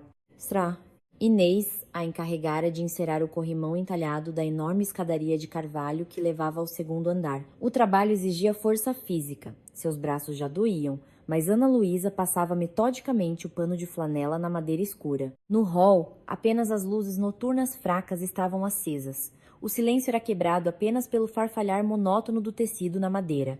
De repente ouviu-se o som agudo de uma chave na fechadura. As maciças portas de entrada se abriram com um estrondo, batendo na parede. O ar frio da rua invadiu o hall, e com ele, risadas altas e desconexas e palavrões grosseiros. Ana Luísa congelou em um degrau, agarrando-se ao corrimão, tentando permanecer despercebida na penumbra. 3 jovens entraram cambaleando na casa. 2 deles apoiavam o terceiro, aquele que aparentemente era o líder do grupo. O cheiro de álcool caro e cigarros emanava deles. Que se dane aquele segurança, amanhã eu acabo com ele. Gritava o rapaz do meio, com a língua enrolada. Meu pai enterra ele com uma ligação. Fecha aquele clube na hora. O rapaz se soltou dos amigos, cambaleou e quase caiu. Com um gesto brusco e amplo, arrancou sua jaqueta de couro cara e a jogou no chão de mármore impecavelmente limpo. Ei, criadagem! Limpem isso aqui! Onde vocês estão se arrastando? Ele gritou para o vazio do hall. Ele tinha 24 anos. Estava pálido. Olheiras escuras sob os olhos denunciavam uma vida de excessos. Roupas de grife caras pendiam desalinhadas em seu corpo. Ana Luísa estava na escada, sem ousar se mover. O pano impregnado de cera escorregou de seus dedos enfraquecidos e caiu silenciosamente no degrau. Um suor frio a percorreu. O ar de repente abandonou seus pulmões, como se ela tivesse levado um soco no estômago. Suas pernas ficaram bambas, recusando-se a sustentar seu corpo. Ela se agarrou ao corrimão de carvalho com os dedos brancos para não cair. Ela reconheceu aquele rosto, reconheceu aquela voz arrogante e histérica, reconheceu aquele jeito de virar a cabeça. Ela o vira 3 anos antes, sob a luz forte do pronto-socorro de um hospital. Naquela época, seu rosto estava sujo de sangue de um nariz quebrado e suas mãos estavam algemadas. Era o mesmo homem bêbado que atropelara a mulher grávida na faixa de pedestres. O homem cuja culpa pela morte da paciente foi jogada sobre ela, a brilhante cirurgiã Ana Luísa Soares. Era o filho de Marcelo Medeiros, Tiago. O quebra-cabeça em sua cabeça, composto por fragmentos de conversas da cozinheira Cida, falas dos investigadores no passado e a traição de seu marido, de repente se encaixou em um quadro único e monstruoso. Ana Luísa entendeu tudo. Seu ex-marido Ricardo projetara esta mansão. Ele recebera este contrato multimilionário do magnata Medeiros em troca de convencer os advogados e os peritos a reescreverem os laudos médicos. Ricardo vendera a liberdade dela para livrar da prisão este mesmo playboy bêbado que agora ria no hall. Ana Luísa lavava o chão da casa construída com o dinheiro de sua vida destruída. Ela limpava o pó para as pessoas que haviam aniquilado seu futuro. Tiago, cambaleando, dirigiu-se para a escada, sem sequer notar a mulher parada na sombra. Os amigos o arrastaram para cima, rindo e tropeçando nos degraus. Ana Luísa permaneceu imóvel. Dentro dela não havia mais medo, nem confusão. O calor que sentira hoje no quarto da velha mãe do magnata desapareceu instantaneamente. Em seu lugar, uma calma gélida se formou em seu peito. Ela se inclinou lentamente, pegou o pano caído. Seu rosto se transformou em uma máscara de pedra. Seus olhos escureceram, e neles acendeu-se um fogo perigoso e calmo. Ela não fugiria. Ela ficaria aqui. Agora ela conhecia a verdade, e essa verdade lhe dava força para esperar sua hora. Stradinês, a contragosto, concedeu a Ana sua primeira folga completa em 3 semanas. A governanta não o fez por pena. O dono da casa, Marcelo Medeiros, havia comentado de passagem que os empregados pareciam exaustos demais, e ele não queria desmaios em sua casa. Ana acordou cedo. Tirou de debaixo do colchão seu magro embrulho de papel, onde guardava o restante do adiantamento. O dinheiro era criticamente pouco. Ela precisava de botas quentes, pois as velhas deixavam entrar umidade, e de um suéter grosso para o inverno. Mas hoje ela não pretendia gastar essas migalhas consigo mesma. Ela vestiu seu único casaco fino, amarrou um velho lenço de lã no pescoço e foi para o centro da cidade. A Patisserie dos France sempre fora famosa por suas sobremesas mais caras e frescas. 3 anos atrás, Ricardo costumava passar por lá depois do trabalho para agradar Bia. A filha adorava os eclairs de creme de baunilha com cobertura de chocolate de verdade. Ana empurrou a pesada porta de vidro. Lá dentro, o ambiente era quente, cheirava canela, café forte e baunilha doce. Pessoas bem vestidas se aglomeravam em frente às vitrines. Ana, com seu casaco largo e gasto e suas mãos ásperas pelos produtos de limpeza, parecia um elemento completamente estranho ali. Ela se aproximou da vitrine de vidro reluzente. Os eclairs estavam dispostos em bandejas douradas, perfeitos, brilhantes.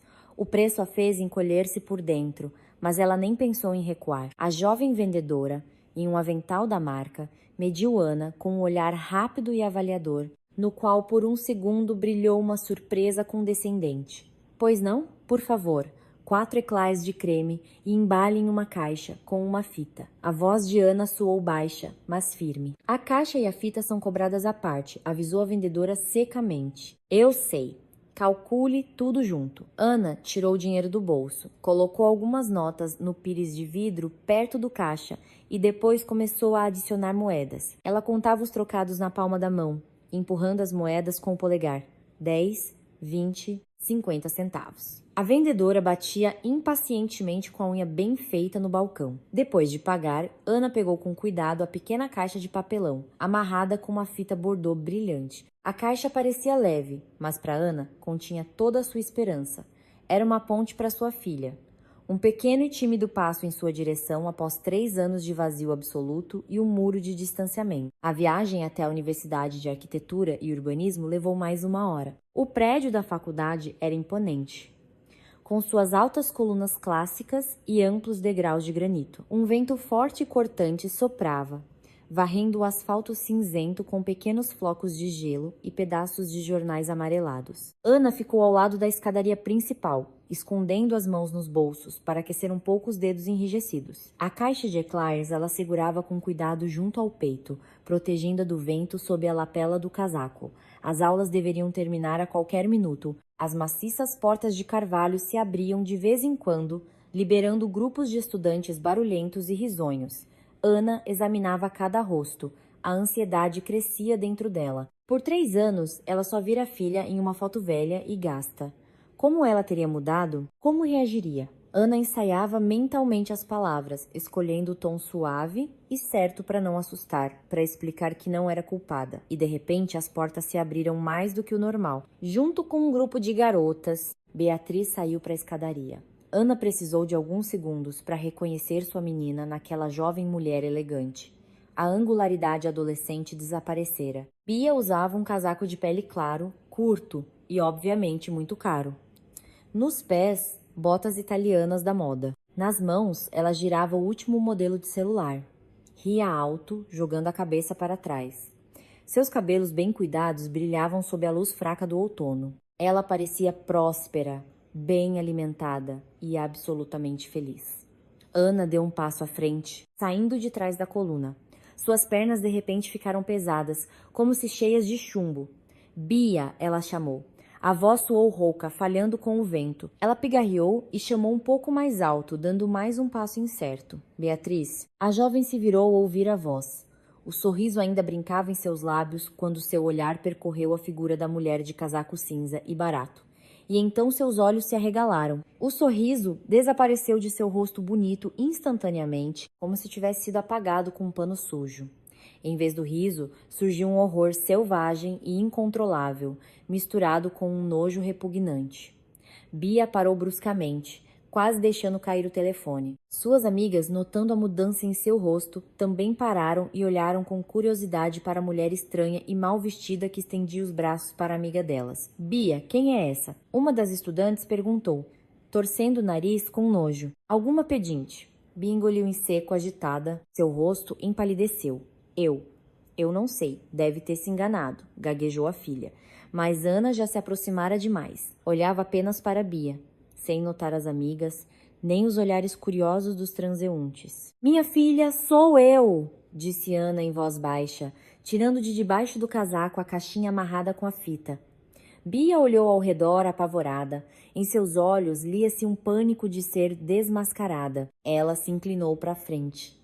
Agarrou bruscamente o braço de Ana pelo casaco e, sem dizer uma palavra, com uma força inesperada, arrastou-a para o lado, para trás do enorme prédio, longe da entrada principal e dos olhares alheios. Lá, em um canto úmido entre a parede da universidade e um muro de tijolos, onde o vento acumulava poças sujas, Bia soltou bruscamente a mão da mãe. Você enlouqueceu? Ela sibilou. Sua voz tremia de raiva contida. Por que você veio aqui? Ana estava diante dela, respirando com dificuldade. Eu só queria te ver. Por 3 anos minhas cartas voltaram. Eu senti sua falta, Bia. Senti tanto a sua falta. A jovem olhou para a mãe com nojo da cabeça aos pés. O olhar de Bia se demorou nas botas gastas, no casaco barato, nas mãos ásperas e vermelhas e na mecha branca nos cabelos. Olhe para você. Com que trapos você anda? A voz de Bia falhou, quase um guincho. Por que você está me envergonhando? Eu tenho um noivo, filho de um deputado estadual. O motorista dele está vindo me buscar. Se ele ou a família dele te virem, você entende que vai estragar tudo? Para eles, minha mãe mora na Suíça há muito tempo e é empresária. E você? Você é uma vergonha. Cada palavra causava uma dor aguda, ferindo mais profundamente do que qualquer insulto. Ana sentiu tudo se contrair dentro dela. Suíça, vergonha. Ana balançou a cabeça. Sua voz tremeu. Minha filha, me escute. Eu não matei ninguém. O que aconteceu no tribunal foi uma mentira. A perícia foi forjada.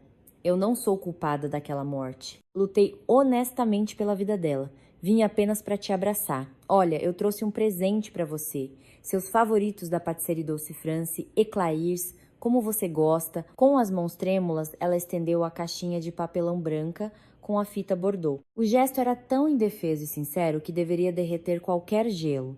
Mas Bia olhou para a caixa com tanto ódio como se lhe estivessem oferecendo uma cobra venenosa. Em sua mente, habilmente manipulada pelo pai durante esses 3 anos, a mãe há muito se tornara um monstro, uma mancha escura na reputação impecável da família. "Chega de mentir!" gritou Bia. Ela balançou a mão bruscamente com força e bateu nos pulsos de Ana. A caixinha voou dos dedos enfraquecidos, a fita bordô se desfez no ar.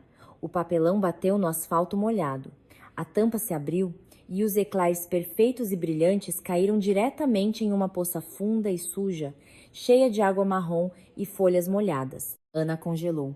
Ela baixou lentamente o olhar para a água. O creme de baunilha começou a se dissolver em flocos brancos na superfície suja. A cobertura de chocolate ficou coberta por uma película opaca. "Meu pai é um homem respeitado", continuou Bia, gritando, sem prestar atenção na caixa caída. Ela não podia mais ser parada. Despejava toda a raiva acumulada. "Ele não mentiria. Ele me explicou tudo. Você cometeu um crime e nem sequer pediu desculpas para nós." Ana desviou o olhar para a filha. A dor no peito era tão forte que lhe faltava ar. "O pai explicou tudo. E ele merece uma vida normal. Ele tem uma nova família agora, uma esposa jovem, Verônica, e eles estão esperando um filho. Meu pai é um gênio. Ele construiu a melhor mansão da cidade para o magnata Medeiros. Ganhou milhões. Estamos ótimos, entende? Tudo tá limpo e perfeito para nós. E você é só uma ex-presidiária. Você é sujeira. Não se atreva a chegar perto de mim de novo. Nunca." Bia virou-se em seus saltos altos. Seu casaco de pele claro brilhou ao dobrar a esquina.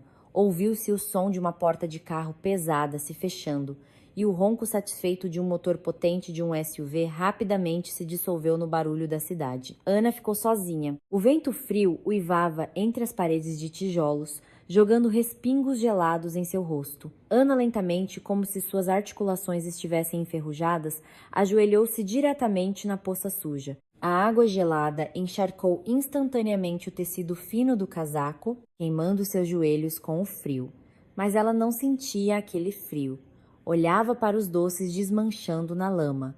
Seu presente, sua tentativa de recuperar o passado, com os dedos trêmulos e rígidos, ela alcançou a água. Com cuidado para não esmagá-los completamente, ela pegou um eclair encharcado. Dele escorria água marrom e suja misturada com o creme. Ela o colocou com cuidado de volta na caixa de papelão encharcada, depois pegou o segundo, o terceiro. Ela recolhia da poça seu coração pisoteado. Cada movimento estava cheio de uma dor tão concentrada e absoluta que lágrimas começaram a rolar de seus olhos por conta própria. Elas escorriam por suas maçãs do rosto afiladas, caíam na água suja, misturando-se com a garoa. Eram as lágrimas de uma mulher que perdera tudo. As lágrimas de uma mãe rejeitada por sua única filha.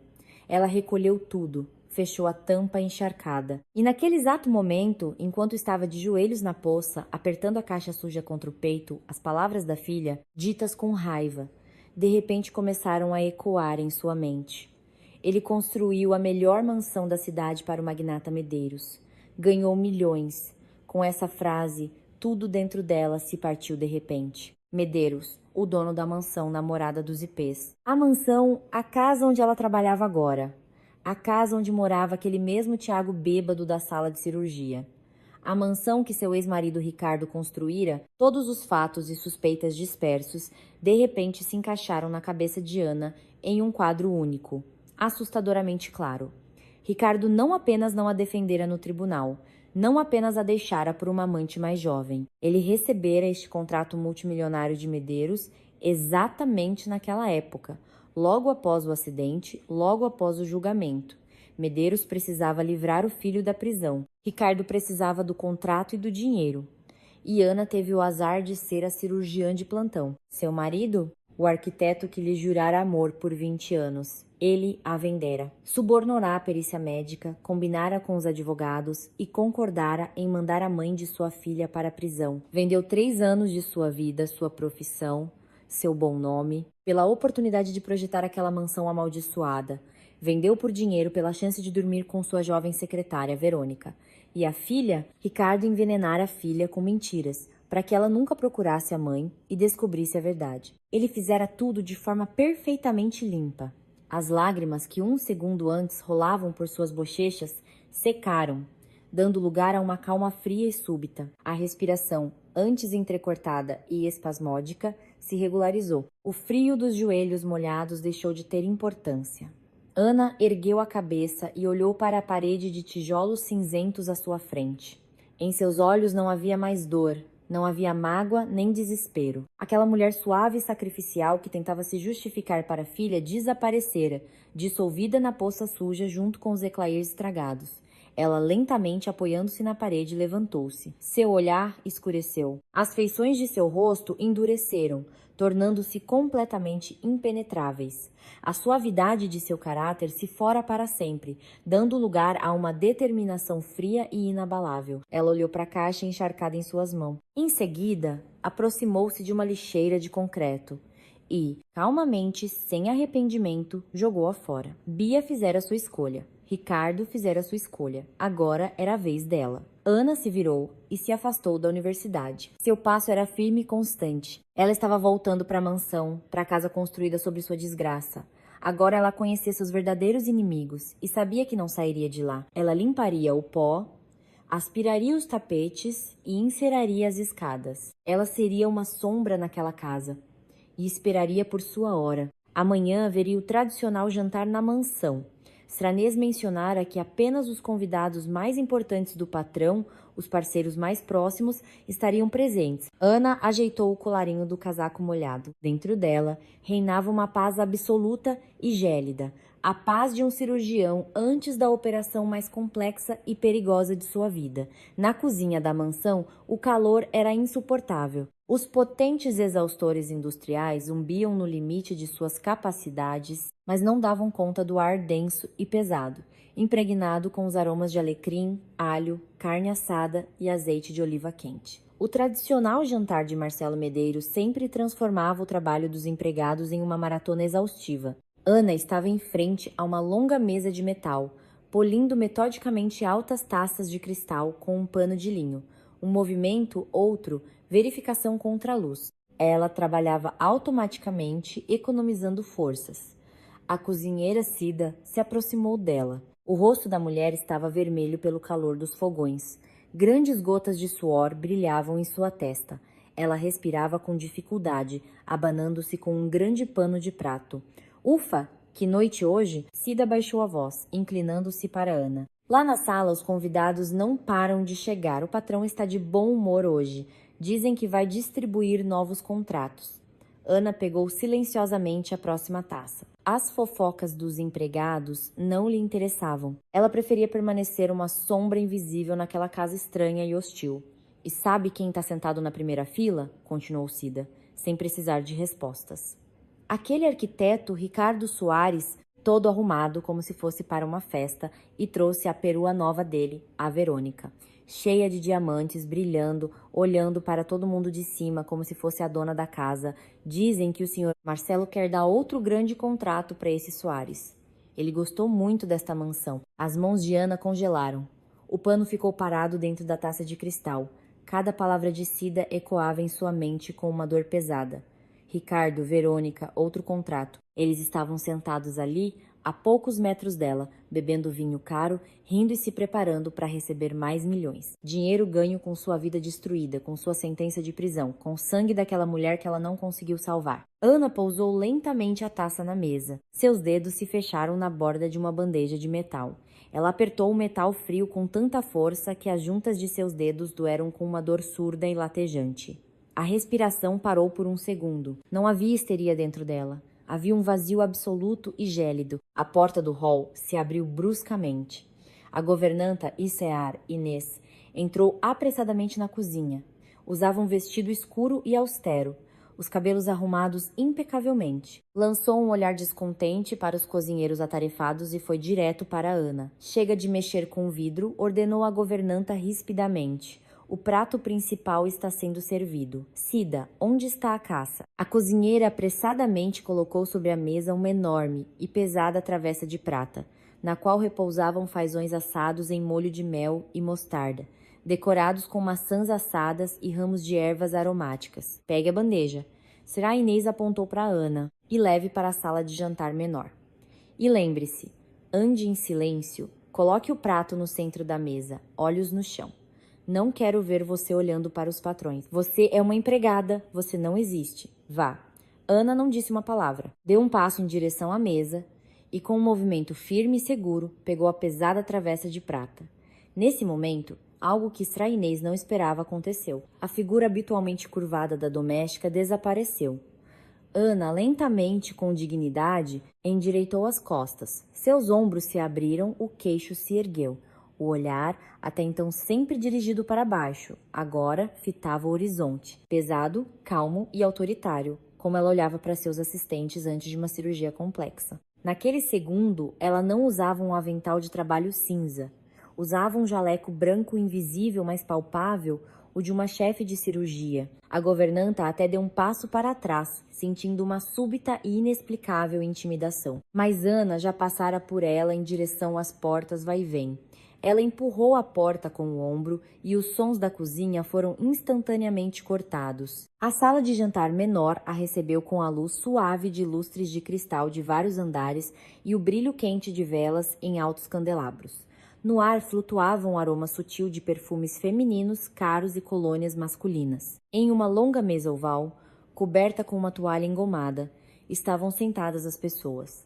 Na cabeceira da mesa, em uma cadeira de espaldar alto, estava o próprio Marcelo Medeiros, um homem corpulento, de cabelos grisalhos, com um rosto forte e pesado. À sua direita estava Tiago, pálido, mexendo nervosamente na haste de sua taça de vinho, e à sua esquerda, Ricardo. Ele não mudara nada ao longo dos anos. O mesmo corte de terno impecável, o mesmo sorriso confiante e satisfeito de um homem bem-sucedido.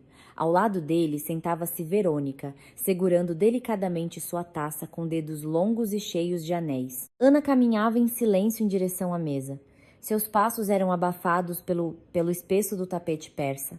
Ricardo contava algo animadamente para Medeiros, gesticulando ativamente, e eu disse ao empreiteiro: "Se você quer usar cimento barato, vá construir estábulos, não moradias de luxo." Ricardo terminou a história e foi o primeiro a rir de sua própria piada. Medeiros sorriu com condescendência. Verônica soltou uma risada melódica e ensaiada. Ana se aproximou da mesa no exato momento em que o riso começava a diminuir. Ela pousou suavemente a pesada travessa de prata em um suporte especial no centro da mesa. Ouviu-se um baque suave e delicado de metal contra metal. Ricardo, ainda com um sorriso no rosto, virou a cabeça para pedir ao empregado que lhe servisse mais vinho. Seu olhar encontrou o de Ana.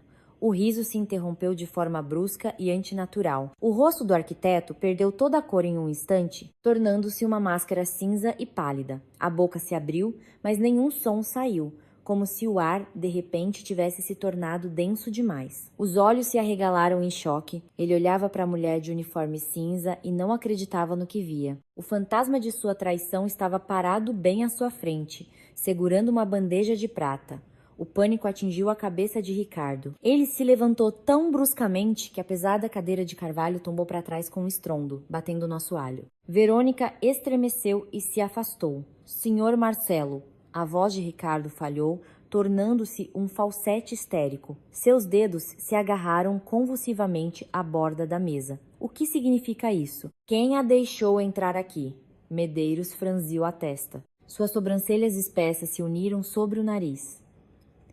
Ele desviou o olhar confuso do arquiteto para a mulher calma de avental. "Senhor Ricardo, o senhor está bem?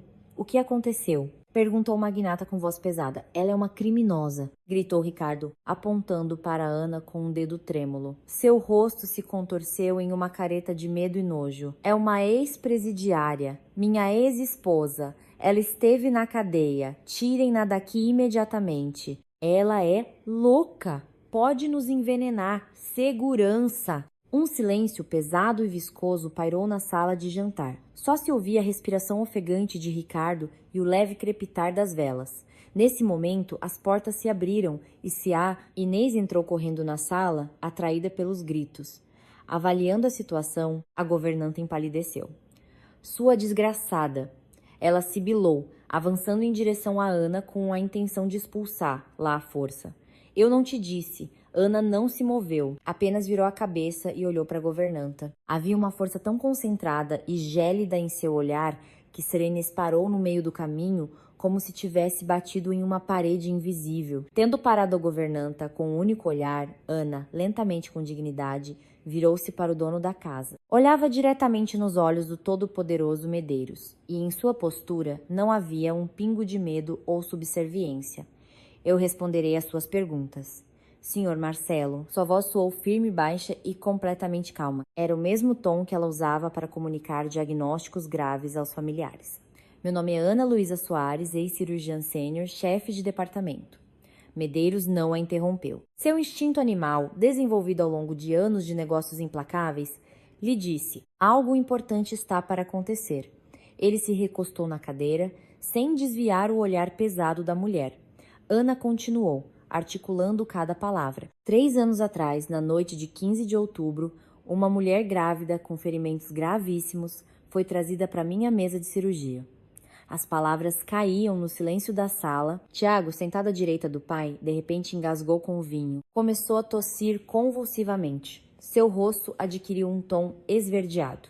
O rapaz se encolheu na cadeira, tentando se tornar invisível. Logo depois dela, o culpado do acidente foi trazido ao pronto-socorro. Ana desviou seu olhar fixo para Tiago. Um rapaz bêbado, cheirando a conhaque, que gritava que seu pai compraria o hospital inteiro. Seu filho, Sr. Marcelo. Medeiros virou a cabeça lentamente, muito lentamente, para Tiago. O rapaz estava sentado, mais morto do que vivo, agarrado com as mãos suadas nos braços da cadeira. O magnata não disse nada, mas os músculos de sua mandíbula se contraíram. Ana voltou a olhar para Ricardo. O ex-marido estava apoiado pesadamente na mesa, parecendo que ia ter um ataque a qualquer momento. Eu lutei pela vida daquela mulher por 4 horas, continuou Ana, e em sua voz firme, pela primeira vez, um som metálico e reprimido se fez ouvir. Mas ela morreu. E então seus advogados, senhor Marcelo, procuraram este homem. Meu marido, o respeitado arquiteto. Ela fez uma pausa, deixando as palavras assentarem na consciência dos presentes. Seus advogados precisavam livrar seu filho da prisão e meu marido precisava da licitação para esta mansão. E ele me vendeu. Ele subornou a perícia médica junto com seus homens para jogar a culpa da morte da mulher em um erro médico. Ele colocou a mãe de sua filha na prisão para tomar meu apartamento, receber milhões e trazer tranquilamente sua jovem amante para casa. Ana deu um passo à frente. Seus olhos fitavam Ricardo, cravando-o no lugar. Você vendeu 3 anos da minha vida por um monte de tijolos de luxo, diga, Ricardo. Sua voz baixou para um sussurro frio, audível em todos os cantos da sala. Você se sente confortável nesta casa? O silêncio após suas palavras tornou-se absoluto. Medeiros estava imóvel. Ele não era apenas um homem rico. Era um jogador inteligente e implacável. Em sua cabeça, em um segundo, toda a cronologia dos eventos de Os advogados lhe disseram que o problema fora resolvido legalmente, que a garota morrera por culpa de um médico negligente e que Tiago enfrentaria apenas a suspensão da carteira e uma pena condicional por lesões leves. Medeiros pagara aos advogados um bônus enorme pelo trabalho limpo. Ele nem se aprofundara nos detalhes e, de fato, dera o contrato desta casa a Soares porque os advogados o recomendaram como um parceiro muito confiável. O magnata percebeu que fora enganado. Com seu dinheiro, compraram a liberdade de outra pessoa, destruíram a vida de uma médica inocente e o tornaram cúmplice de um crime sujo. Medeiros desviou o olhar para Ricardo. Nos olhos do dono da casa surgiu uma expressão de raiva extrema e contida, e Ricardo recuou, quase tropeçando na cadeira derrubada. Isso é mentira, Sr. Marcelo. Gaguejou o arquiteto com uma voz patética e falha, erguendo as mãos trêmulas à sua frente. Ela está se vingando. É uma criminosa louca. Não a escute. A perícia provou. Cale a boca, disse Medeiros em voz baixa. O magnata se levantou lentamente. Sua figura se agigantou sobre a mesa. Olhava para o arquiteto com extremo desprezo. Verônica, a jovem esposa de Ricardo, estava sentada, mais morta do que viva. Sua mente astuta trabalhava em velocidade febril. Ela entendeu tudo ainda mais rápido que o marido. Entendeu que o cheiro no ar não era apenas de um contrato rompido. Cheirava a prisão, confisco de bens, processo criminal e ruína total. Ricardo não era mais um milionário promissor. Tornara-se um alvo para um dos homens mais influentes da região. Verônica se levantou bruscamente. Sua cadeira rangeu desagradavelmente no tapete. Olhou para o marido pálido e suado com um nojo indisfarçável. Que canalha você é, ela sibilou entre os dentes. Levou as mãos ao pescoço, abriu convulsivamente o fecho de um colar de diamantes caro, presente de Ricardo no aniversário de casamento, e jogou a joia com força no rosto dele. O metal pesado com as pedras atingiu a bochecha do arquiteto, deixando um arranhão vermelho, e caiu com um tilintar no assoalho.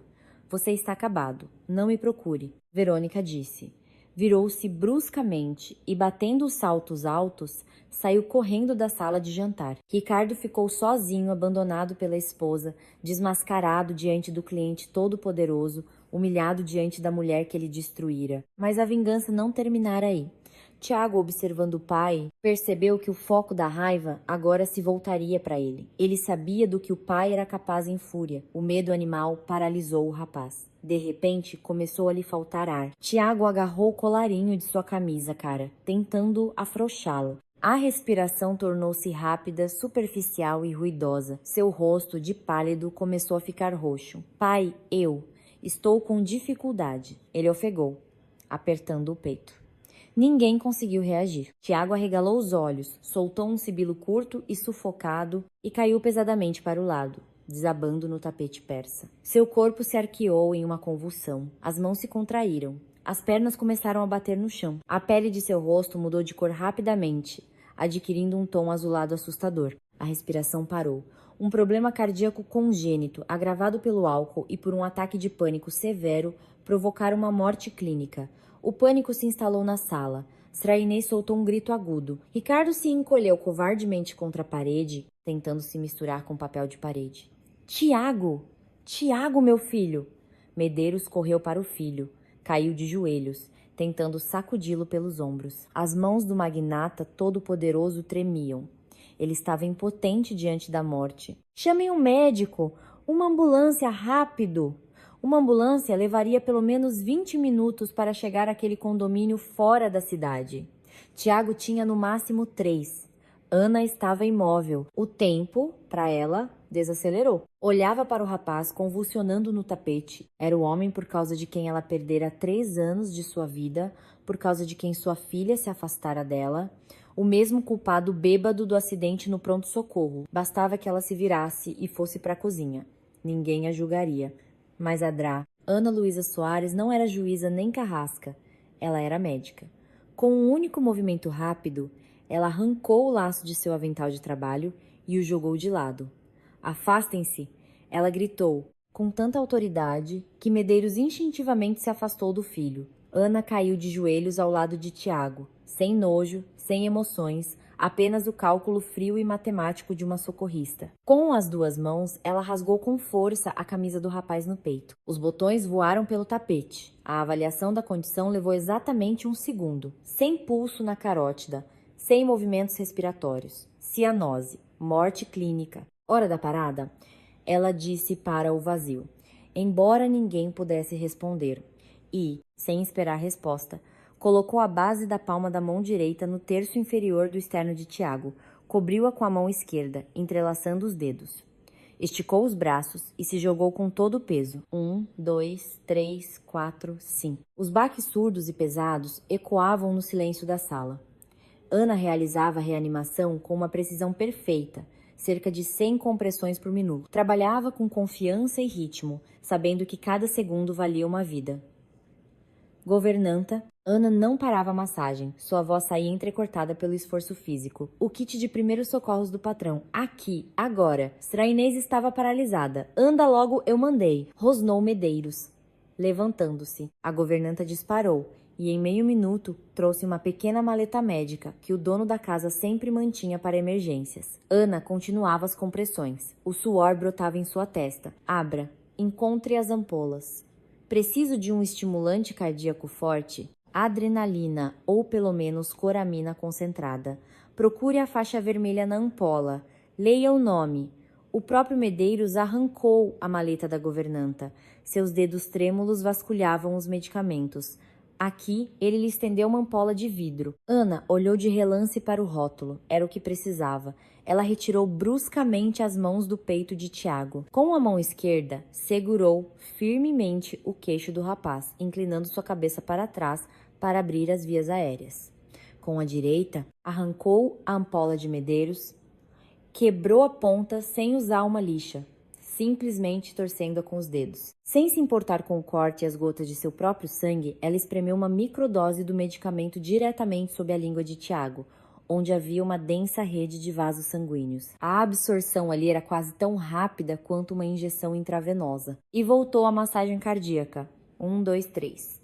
Vamos, vamos. A sala congelou. Só se ouvia a respiração ofegante de Ana e os baques surdos de suas mãos no peito do rapaz. Na 30ª compressão, o corpo de Tiago de repente se contraiu. Ele inspirou com um som rouco e borbulhante. Os olhos se abriram. A cor azulada começou a recuar lenta e relutantemente de seu rosto, dando lugar a uma palidez doentia. Ele tossiu, buscando o ar com a boca. A respiração estava irregular, mas o rapaz estava vivo. Ela retirou as mãos. Respirava com dificuldade. O suor escorria por seu rosto. Na mão direita, um corte da ampola de vidro sangrava. Ela se levantou lentamente, ajeitando seu modesto vestido cinza. Medeiros olhava para o filho ofegante, mas vivo. Em seguida, desviou o olhar para Ana. Nos olhos do magnata todo-poderoso, um homem que comprava leis e construía impérios, havia um terror genuíno e reverente, misturado com um respeito imensurável. Ele olhava para a mulher cuja vida fora destruída por seu dinheiro e que acabara de trazer seu filho de volta do outro lado com as próprias mãos. Ana não esperou por agradecimentos. Fizera o que devia fazer como médica. Lançou um olhar calmo e frio para as pessoas paralisadas na sala de jantar.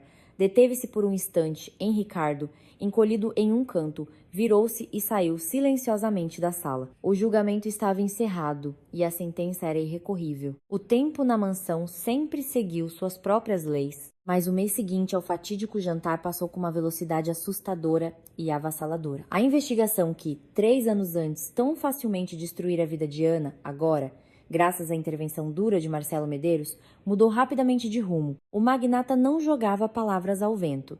Seus advogados pessoais, os mesmos que antes haviam orquestrado a acusação, agora se dedicaram com enorme zelo ao caso forjado. Levantaram arquivos, encontraram testemunhas, realizaram perícias independentes. A juíza, que lera a sentença com um olhar impassível, agora soava interrogatórios na corregedoria. O diretor do hospital, que fechara os olhos para a falsificação de documentos, foi afastado do cargo com desonra e aguardava julgamento. Ana estava no gabinete do delegado, olhando para o papel timbrado.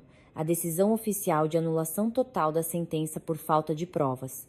A condenação fora anulada. O papel parecia leve, mas Ana sabia que pesava exatamente 3 anos de sua vida passados em um pavilhão de prisão. A justiça não era restaurada apenas nos gabinetes. Na própria mansão da morada dos IPs também houve uma limpeza rigorosa. A governanta, será Inês, foi demitida naquela mesma noite. Medeiros não quis ouvir suas desculpas patéticas. A segurança deu à mulher arrogante exatamente 15 minutos para fazer as malas. Fra Inês deixou o condomínio a pé, arrastando uma mala pesada. Em seu rosto, uma máscara de pânico. O patrão a privara não apenas do emprego, mas também da indenização, prometendo espalhar recomendações tão ruins que ela não conseguiria nem um emprego para lavar chão em uma rodoviária. Tiago Medeiros, que milagrosamente sobrevivera no tapete persa de sua própria sala de jantar, recobrou a consciência em uma UTI, mas não encontrou o cuidado paterno que esperava. Marcelo Medeiros tomara a decisão mais difícil, mas a única correta, de sua vida. Assim que os médicos estabilizaram o estado do rapaz, Tiago, privado de cartões de crédito, carros e status de herdeiro, foi colocado em um avião particular e enviado para uma clínica de reabilitação fechada e muito rígida, em uma remota região da Amazônia. Sem telefone, sem amigos, apenas trabalho físico, regime estrito e anos para entender que cada erro deve ser pago por si mesmo. Mas o golpe mais terrível e inevitável do bumerangue atingiu Ricardo Soares. Para destruir o império do arquiteto, Medeiros nem precisou contratar bandidos ou violar a lei. No mundo do grande dinheiro, a reputação vale mais que ouro e a palavra de um cliente todo-poderoso é decisiva. Bastou ao magnata fazer alguns telefonemas para as pessoas certas na prefeitura e nos clubes de negócios. Ricardo se tornou um pária. Todos lhe viraram as costas. Primeiro, as contas correntes de seu escritório de arquitetura foram congeladas. Uma fiscalização repentina e muito minuciosa da Receita Federal revelou uma série de irregularidades. Em seguida, vieram os cancelamentos de contratos já assinados. Investidores romperam acordos unilateralmente, exigindo a devolução dos adiantamentos. Ricardo estava sentado em seu escritório outrora luxuoso, decorado com carvalho escuro. O local estava semi-vazio. Os funcionários, sentindo o cheiro da catástrofe e sem receber salários, fugiram em 2 semanas. O telefone tocava incessantemente sobre a mesa, mas Ricardo não atendia. Eram do banco. O enorme apartamento de luxo, no centro da cidade, que ele tão habilmente tomara de Ana, fora comprado com uma hipoteca garantida pelo negócio. Agora, o negócio estava morto e o banco exigia a desocupação do imóvel. Ele estendeu a mão para a garrafa de conhaque, mas estava vazia. Ricardo, com um gemido rouco, segurou a cabeça com as mãos. Verônica o deixara no primeiro dia. A jovem esposa, que lhe jurara amor eterno nas Maldivas, arrumou suas roupas de grife, esvaziou o cofre de todo o dinheiro, tirou os diamantes que ganhara de presente e simplesmente desapareceu, bloqueando seu número. Ela se casara com um milionário de sucesso, não com um falido envelhecido ameaçado de processo criminal por suborno. Antes de bater a porta atrás de si, ela disse friamente que sua gravidez era apenas uma invenção conveniente para acelerar o casamento e garantir sua parte nos lucros dele. Ricardo ficou absolutamente sozinho. No escritório vazio, em meio a contas não pagas e ambições desmoronadas, a gaiola dourada que ele construíra com tanto esmero sobre os ossos dos outros se fechara, tornando-se uma armadilha. Uma noite de final de novembro estava gelada e ventosa. Ana voltava para seu quarto alugado no cortiço. Ela ainda não se mudara, embora uma compensação substancial do Estado já tivesse sido depositada em sua conta bancária restabelecida, e Medeiros insistisse pessoalmente em fornecer-lhe um apartamento funcional no centro. Ana recusou. Precisava de tempo para fechar as portas antigas antes de abrir as novas. Ela subiu a escada gasta e tirou a chave. Sob a luz fraca da lâmpada do corredor, notou uma figura escura, encolhida nos degraus de concreto frio, bem em frente à sua porta. A figura estremeceu e ergueu a cabeça. Era a Bia. Ana congelou sem conseguir inserir a chave na fechadura. A filha estava irreconhecível. O caro casaco de pele claro desaparecera. O penteado da moda estava desfeito, o rosto emagrecido e pálido. Bia usava uma jaqueta simples. Os olhos estavam inchados de tanto chorar. Rímel borrado manchava suas bochechas. Da estudante arrogante e bem alimentada de antes, não restava nada. Ao ver a mãe, Bia tentou se levantar, mas as pernas não a obedeceram. Ela caiu pesadamente de volta nos degraus. Mãe! Sua voz se quebrou em um soluço infantil e patético. Ana permaneceu em silêncio. Em sua memória, a imagem da poça suja e dos eclais encharcados, jogados fora com um gesto de nojo por essa mesma garota, estava muito viva. Ela olhava para as costas trêmulas da filha, para seus cabelos loiros desgrenhados. Bia cobriu o rosto com as mãos. Seus ombros tremiam convulsivamente. Mãezinha, me perdoa. Meu Deus, como eu fui idiota, me perdoa, por favor. A jovem se inclinou para frente e, sem conseguir mais se conter, caiu de joelhos diante de Ana, agarrando-se com os dedos enrijecidos às abas de seu casaco velho. Eu descobri tudo, mãe. Tudo. Bia se afogava em palavras, sufocada pelos próprios soluços. O pai me ligou anteontem. Estava bêbado. Implorou para eu pegar um empréstimo, pediu dinheiro. Gritava que o estavam destruindo, que era o Medeiros se vingando por sua causa. Ele mesmo contou tudo, como falsificaram os documentos, como ele combinou com a juíza. Gritava que fez aquilo pelo nosso futuro.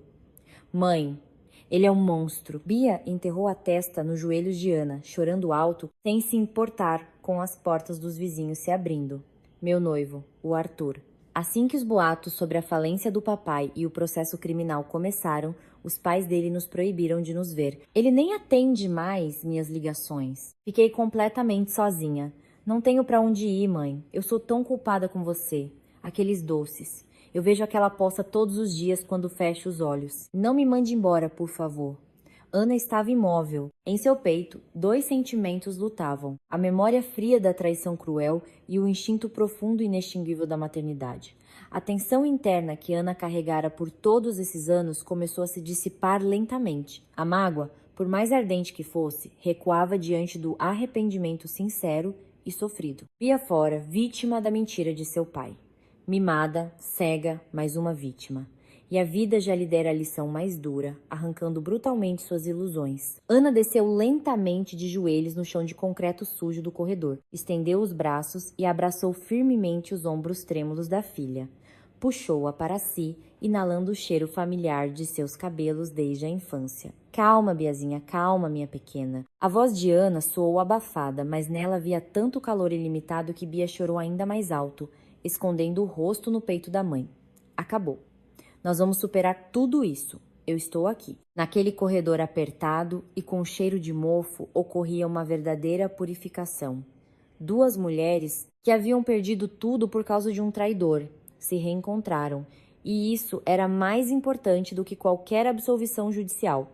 Passaram-se mais 6 meses. O corredor do novíssimo centro médico que Medeiros construíra nos últimos anos e acabara de inaugurar brilhava com uma brancura estéril e impecável. O ar cheirava a ozônio fresco, café caro e uma confiança tranquila. Não era apenas uma clínica, era um centro de cirurgia de emergência de alta tecnologia, equipado com o que havia de mais moderno na medicina mundial. As portas da sala dos médicos se abriram suavemente. Para o corredor, saiu Adrá.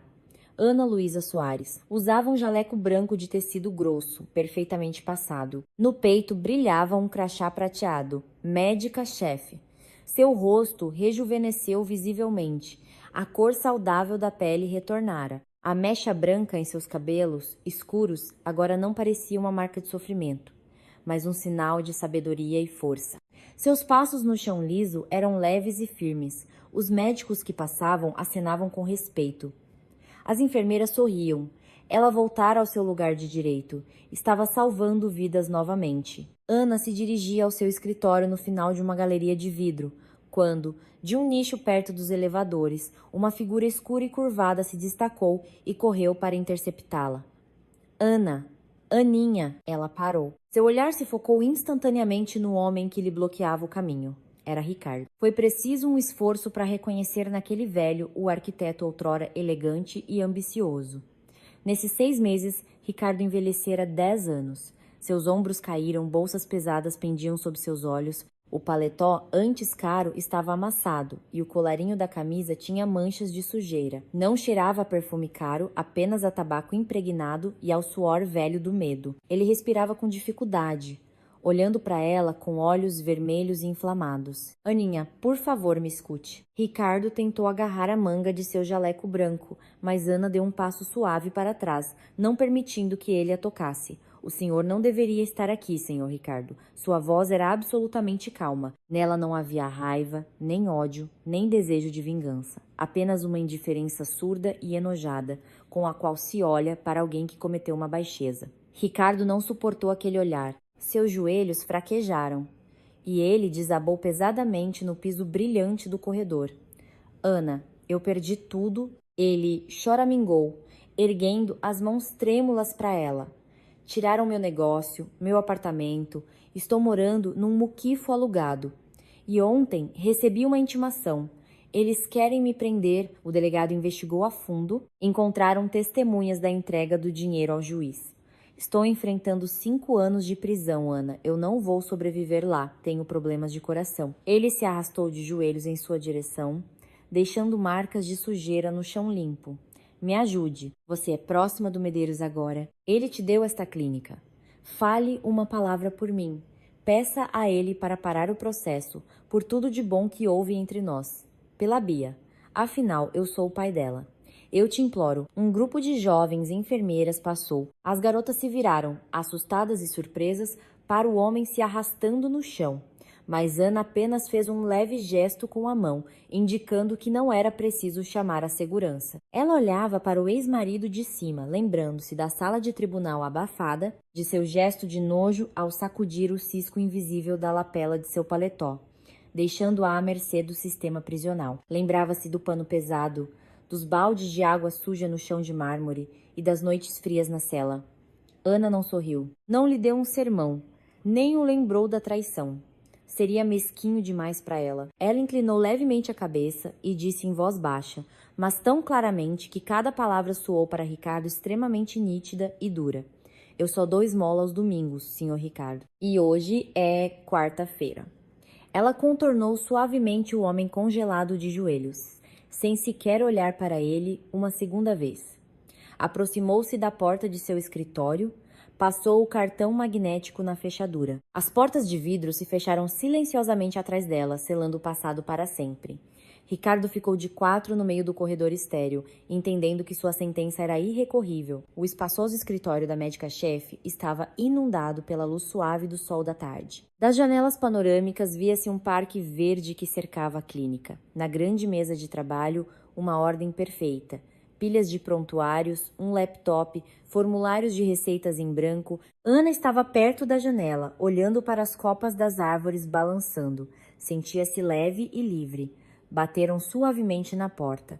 Entre, ela respondeu, sem se virar. A porta se abriu e Marcelo Medeiros entrou no escritório. Ele não usava ternos de negócios austeros, nem a máscara do magnata severo e todo-poderoso, capaz de queimar concorrentes com o olhar. Hoje vestia um simples, mas de alta qualidade, casaco de caxemira e um suéter claro. Parecia cansado, mas em seus olhos profundos e inteligentes brilhava um calor nunca antes visto. Em suas mãos segurava uma pequena caixa de papelão, amarrada com uma fita bordô, exatamente como aquela que um dia caíra na poça suja de outono.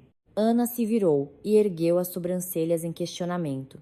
Marcelo Medeiros sorriu suavemente, aproximando-se da mesa. Boa tarde, Ana Luísa. Espero não estar atrapalhando assuntos de estado. O plantão foi tranquilo, senhor Marcelo. Ana respondeu com um leve sorriso. A que devo a honra. Medeiros colocou a caixa sobre a mesa. É da Patisserie Dolce France, Eclairs. Me disseram que a senhora gosta. Ele hesitou um pouco, o que era completamente atípico para um homem de sua estatura. Dona Zenaide pediu para lhe mandar um grande abraço e reclamou que os novos fisioterapeutas não sabem fazer massagem. Diz que sem suas mãos ela fica muito triste. Ana riu baixinho. O som de sua risada era puro e sincero. Diga à sua mãe que a visitarei neste fim de semana, com certeza. Medeiros assentiu.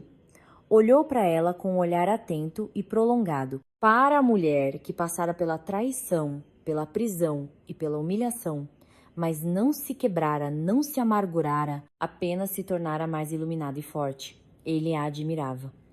Ana Luísa, ele fez uma pequena pausa, organizando os pensamentos. Seu turno já acabou. Permitiria que eu a convidasse para um café? Não em um restaurante, nem para um jantar de negócios.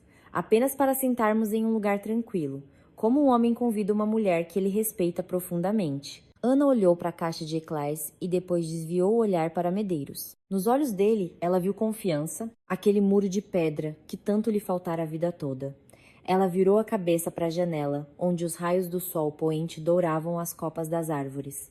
Em sua alma reinava uma paz absoluta. A vida é uma professora severa. Ela bate com força, arrancando máscaras falsas e privando do conforto habitual. Mas a justiça não é um acaso cego. A justiça é um bumerangue que sempre encontra seu alvo. Ela destrói aqueles que constroem a felicidade sobre as lágrimas alheias e devolve com juros aqueles que conseguiram manter sua alma pura. Ana desviou o olhar para Marcelo Medeiros e sorriu com um calor sincero. Com prazer, senhor Marcelo, com muito prazer. Queridos amigos, obrigado por ouvirem nossa história até o fim. Esperamos que o destino difícil de Ana Luísa e sua incrível força de espírito tenham tocado seus corações. Para nós, é muito importante saber quais emoções e pensamentos esta narrativa despertou em vocês. Vocês acham que Ana agiu corretamente ao salvar a vida do homem que destruiu a sua? Vocês conseguiriam mostrar a mesma misericórdia? Ou o desejo de vingança seria mais forte? Compartilhem suas experiências de vida e opiniões nos comentários. Se a história de Ana ressoou em sua alma, por favor, deixe um like. É a melhor forma de apoiar nosso canal e ajudar esta história a encontrar o caminho para outros ouvintes. Inscrevam-se no canal para não perder novas e emocionantes áudio-histórias. E não se esqueçam de compartilhar este vídeo com seus amigos. Visitem nosso canal, lá vocês encontrarão ainda mais histórias de vida cativantes. Desejamos a todos tudo de bom e um excelente dia.